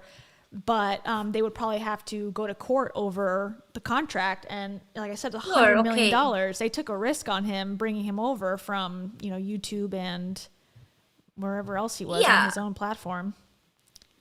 but I think that this kind of chips away at their credibility as a platform, in my opinion. Because if you can't trust Spotify to be a valid source of news, I suppose, or at least to know that they have some sort of regulation for, and you can just, because if they had like Joe Dispenza come on and spew his own bullshit, I'm sorry, I would get mad. You mean like on BBC, for example, or Or like, yeah, or BBC or any platform really. the thing is, it's like I'm so torn. And I'm like, how much of this is? I guess it's like the analogy again. It's like somewhere in the middle. It's putting on the gas while you hold the clutch. It's like how much of this is personal responsibility of knowing that, okay, you need to know where someone's facts are coming from before you believe them. Like just because Joe Dispenza says like, I believe that this happened, it does not mean it happened. And does it seem too good to be true? Yes. Okay, then it's probably not true. Versus like the responsibility of the people on platforms, allowing them to use their audience to indoctrinate them. How much responsibility goes on them, on the Lewis Howes of the world, of the, I don't know who else, the Jay Shetty's probably, I shouldn't say that if it's not true. I know for sure Lewis Howes has talked to Joe Dispenza because I watched it recently. So, Yeah. how much responsibility is on him versus the audience to make their own judgment calls? I don't know. I I don't. It's. I don't think the responsibility falls on the audience. I think it's yeah. it's the person passing on the information, the platform that the information is coming from, that is ultimately at fault. If you go to a medical school and you learn whatever it is that they teach you in medical school, and you're meant to cure people with that information, Sure. you trust the information that's coming at you. Like you're not, and I'm sure that to some extent, eventually if problems arise, there is also an issue of of human error or of whatever. But at the same time, it's not like you're gonna go back and be like, oh, everything these guys told me was false. I don't know how to operate on this person. Well, what do you mean? So like, so if someone who was like an actual doctor said that they, wait, elaborate a little bit more. Sorry. I guess I'm trying to say it's the source of the information is trustworthy. It's not, it's, you're going to trust the information that you receive. So Yeah, but I guess like my if thing you, is, if you take a medical license mm-hmm. from a random guy in the street, Yes, that information is most likely flawed. But then that guy does not pass himself as a university or as a hospital or anything. yeah, He's a guy in the street. But when you go to a platform that you trust the validity of that platform in the first place. And then when I read BBC, for example, I don't look at the journalist who wrote. I rarely go like, who is this journalist? I don't yeah. care. I trust the Well, article because they anyway. work for BBC, so you trust the legacy brand of like, okay, they vet, they do their research to hire. They probably most likely hired someone who's Exactly. got a background in journalism. I tend to agree, but Exactly, yeah. I don't, maybe it's just me, but I don't personally trust Spotify in any way. I'm like, they're not qualified to give me any advice at all. So, you know, I would be No, like, but okay. that's my point. I think that they want to be. I think they want to become a platform that is trustworthy and that people go to for podcasts. And I think they're kind of losing credibility when they stand for misinformation. Yeah, I think it's both. I think you need to know, and I see people are talking about MLMs and stuff. Yeah, it's 50% of that is like knowing like, okay, this is not. I don't know. It's like researching and seeing like, is this a really good business model? And then 50% of the person that's like promising, I'm going to cure your lupus with this like essential oil, to be responsible to not say that. But it's still like, you can't, I don't know. I think it's going to be a disservice to people to go around and just be like, oh, most people are telling the truth at all times. Because I don't find that to be true. I find people to No, be, it's not. It's not, but I don't think this is a people thing. This is a company thing. This is about false advertisement, or yeah. I don't know. It's a big conversation, I guess, and I didn't necessarily think about it before. So I at this point it might come across as a bit like random, but I feel like the platform's validity does matter a lot. Yeah, I know, I agree. And I think too, the one thing though, I think that people do have the power is, okay, if you don't agree, or if you think, you know, this guy is, you know, something's wrong or whatever, like the power lies in not listening to it. And then all of a sudden the Spotify is like, oh, let me get the customer back. Like, let's take him off. Like if they were going to lose money because of this, they would have changed their tune in a second. I think they'd be like, oh, of course, we're cutting that episode immediately. Joe's gone, you know, we're not going to tolerate that for our viewers. But because the equal amount of people were going to leave Spotify if they took Joe off, they decided, might as well stick with them and then, you know, hope for the best. So a lot of it, again, I think comes down to like, what's more profitable for the business, you know? Yeah, so it's not really moral to them, I for don't think.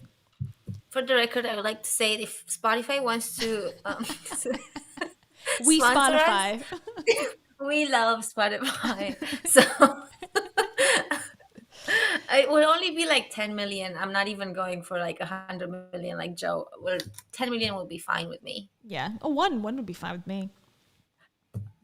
Kayla, you're losing our negotiation power. Oh, sorry.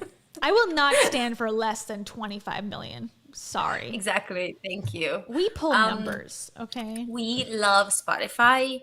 Sponsor us. Thank you. See, we're giving them so much attention. But yeah. So So undecided, somewhere in the middle. We'll meet back again to discuss further in the future. yeah. Well, I don't think people have ever come really to a full-on conclusion on free speech. Like that's forever going to be paramount. Um, so, oh, Spotify can't afford us. I mean, they surely can. Thank you. I appreciate that Thank so you. much. But we would love the money. Um, We have probably more chance at this point with ExxonMobil. oh You my know? God. Yes, Exxon, please. Yeah, Yeah. totally. Yes. I think we can make that happen. We love Yeah. fossils, and we're all about discovering things in science. So ExxonMobil also digs up fossils Yeah, in a liquid form. in liquid form. Um, What happened to dinosaurs? exactly. Good question, Rach. They are in your car. What happened to dinosaurs? You're Interesting. using them on a day-to-day basis. She looks Um, different a little bit, sort of. oh, that's her young. Yeah. That's her as an Interesting. infant. Oh, okay. She thought her name was French until she hitchhiked through Europe after high school, and no one in France understood my name. They called me Pamela from the show Dallas. Sigh. They didn't understand Brené. They understood Pamela. I guess. I guess Brené's not French. No, probably not. But at the same time, from Brené to Pamela, it's kind of a jump. Well, I guess she looked like someone from the show Dallas. Uh-huh. I'm Sure. unfamiliar. She graduated from high school in 1983. Wow. This is cute. The pictures are cute. Steve and I date off and on for 7 years and then get married. Oh, yikes. Okay. Interesting. That's a very Rachel Hollis story. Like she was hot and cold. He finally gave but, in and we got married. But That was the Rachel yeah, Hollis he story. gave in. So 17 years later, I was like, I'm done with this. Thank you. Took her 12 Yeah. years to graduate. Dang. Wow. Oh, he's a doctor? A pediatric doctor? Her husband? Wow. What Power does he think couple. about? I wonder what he thinks about her self-help books. Oh, he probably is happy about it. He's like, oh, hell yeah. Yeah, he's like, bigger house. Yeah, let's go. Yeah. It says in 2004, she finished her first book on shame. Can't get an agent or a publisher, so I borrow money and self-publish. That's like Rachel, too. She did the same thing. Huh. And then 3 years later, Penguin buys the self-published book, Women in Shame, and republishes as I Thought It Was Just Me. That seems to happen a lot, too. If you self-publish and then all of a sudden it does well or it proves itself, then you can be picked up by a publisher. Yeah, of course. I didn't know that. It's kind of sad to me that she's not holding on to her academic background a little stronger. I kind of wish that she didn't just, throw it into the bin. Yeah. I get it, though. I just think it's like, it's money. It's like, why work so hard? Just do what the people are asking and go home and take a bath. I don't know. That's like giving up, but it's like a lot of people do. It's like if the money is there, the opportunity is there, your life can be cushy. It's like, your husband's a doctor. Do you really need to go and ask people like, what do you think of love? Like, maybe her work wasn't that groundbreaking to begin with. Maybe, I don't know. Yeah, I think that's what it is. I think ultimately, if we were to, but the thing with digging into these things, I'm also not very comfortable to dig into people's like personal lives. And but if I was to, I disagree. Well, for her, like, she doesn't talk as much about her personal life, but when your whole brand is your personal life, then I feel like, well, it's all fair game then. You know? yeah, but I would have to go deep into the past to find out about her academic achievements and if it worked out. Because I'm going to assume that she probably wanted to publish because she did a PhD in the field, so she probably wanted to publish in it. and I'm assuming that it didn't work, and that's why she pivoted towards self-help, where it's easy. Yeah, I agree. So It's self-help basically is like you live a life. All right, give me advice about what you do. You don't have to go good much past question that. from Emily. Did you see that? Oh, yes. Oh, yes. Okay. One last thing. 2015. What the hell? 2015. Rising Strong is released and Oh, Courage Works is launched. So they took Courage and Rise and put it together and made Brené. Actually, this came out before either one of Rachel or Dave came out with anything. So maybe they stole it from her. at least she didn't say I rise, you know. Again, I Rise. A Brené Brown original. Yeah. Oh my God, Fancy, Tina, what right? is going on? I This is so know. fancy. I told you I had like a little more time this week than normal. I actually got to like do something. And we didn't, I placed this. This is my own placement of Megyn Kelly. God damn it. I went back and watched that again. I said Megyn Kelly a lot more than I realized. Megan Fox and Machine Gun Kelly, I put them at the bottom because they have careers outside of self-help and grifting. So, you know, they get to live their life at the bottom of the pyramid, in my opinion. I Do you like that agree? you made them also crooked because that's funny. I didn't, They're like leaving the pyramid. They want really hard to go. yeah, they're leaning right. Yes. So that's where I left it. Where do you think? I think Brené probably could be at the bottom with them. They seem to be like in good company. Yeah, definitely not the same level as the Hollises. No, I think they're below. I think maybe Hollis's could go up a level. Jenna can stay where Yeah, she's I at, but think then again, I was gonna say I feel really considering that the fact that we both have channels thanks to Rachel Hollis, sure. they should be pretty high up.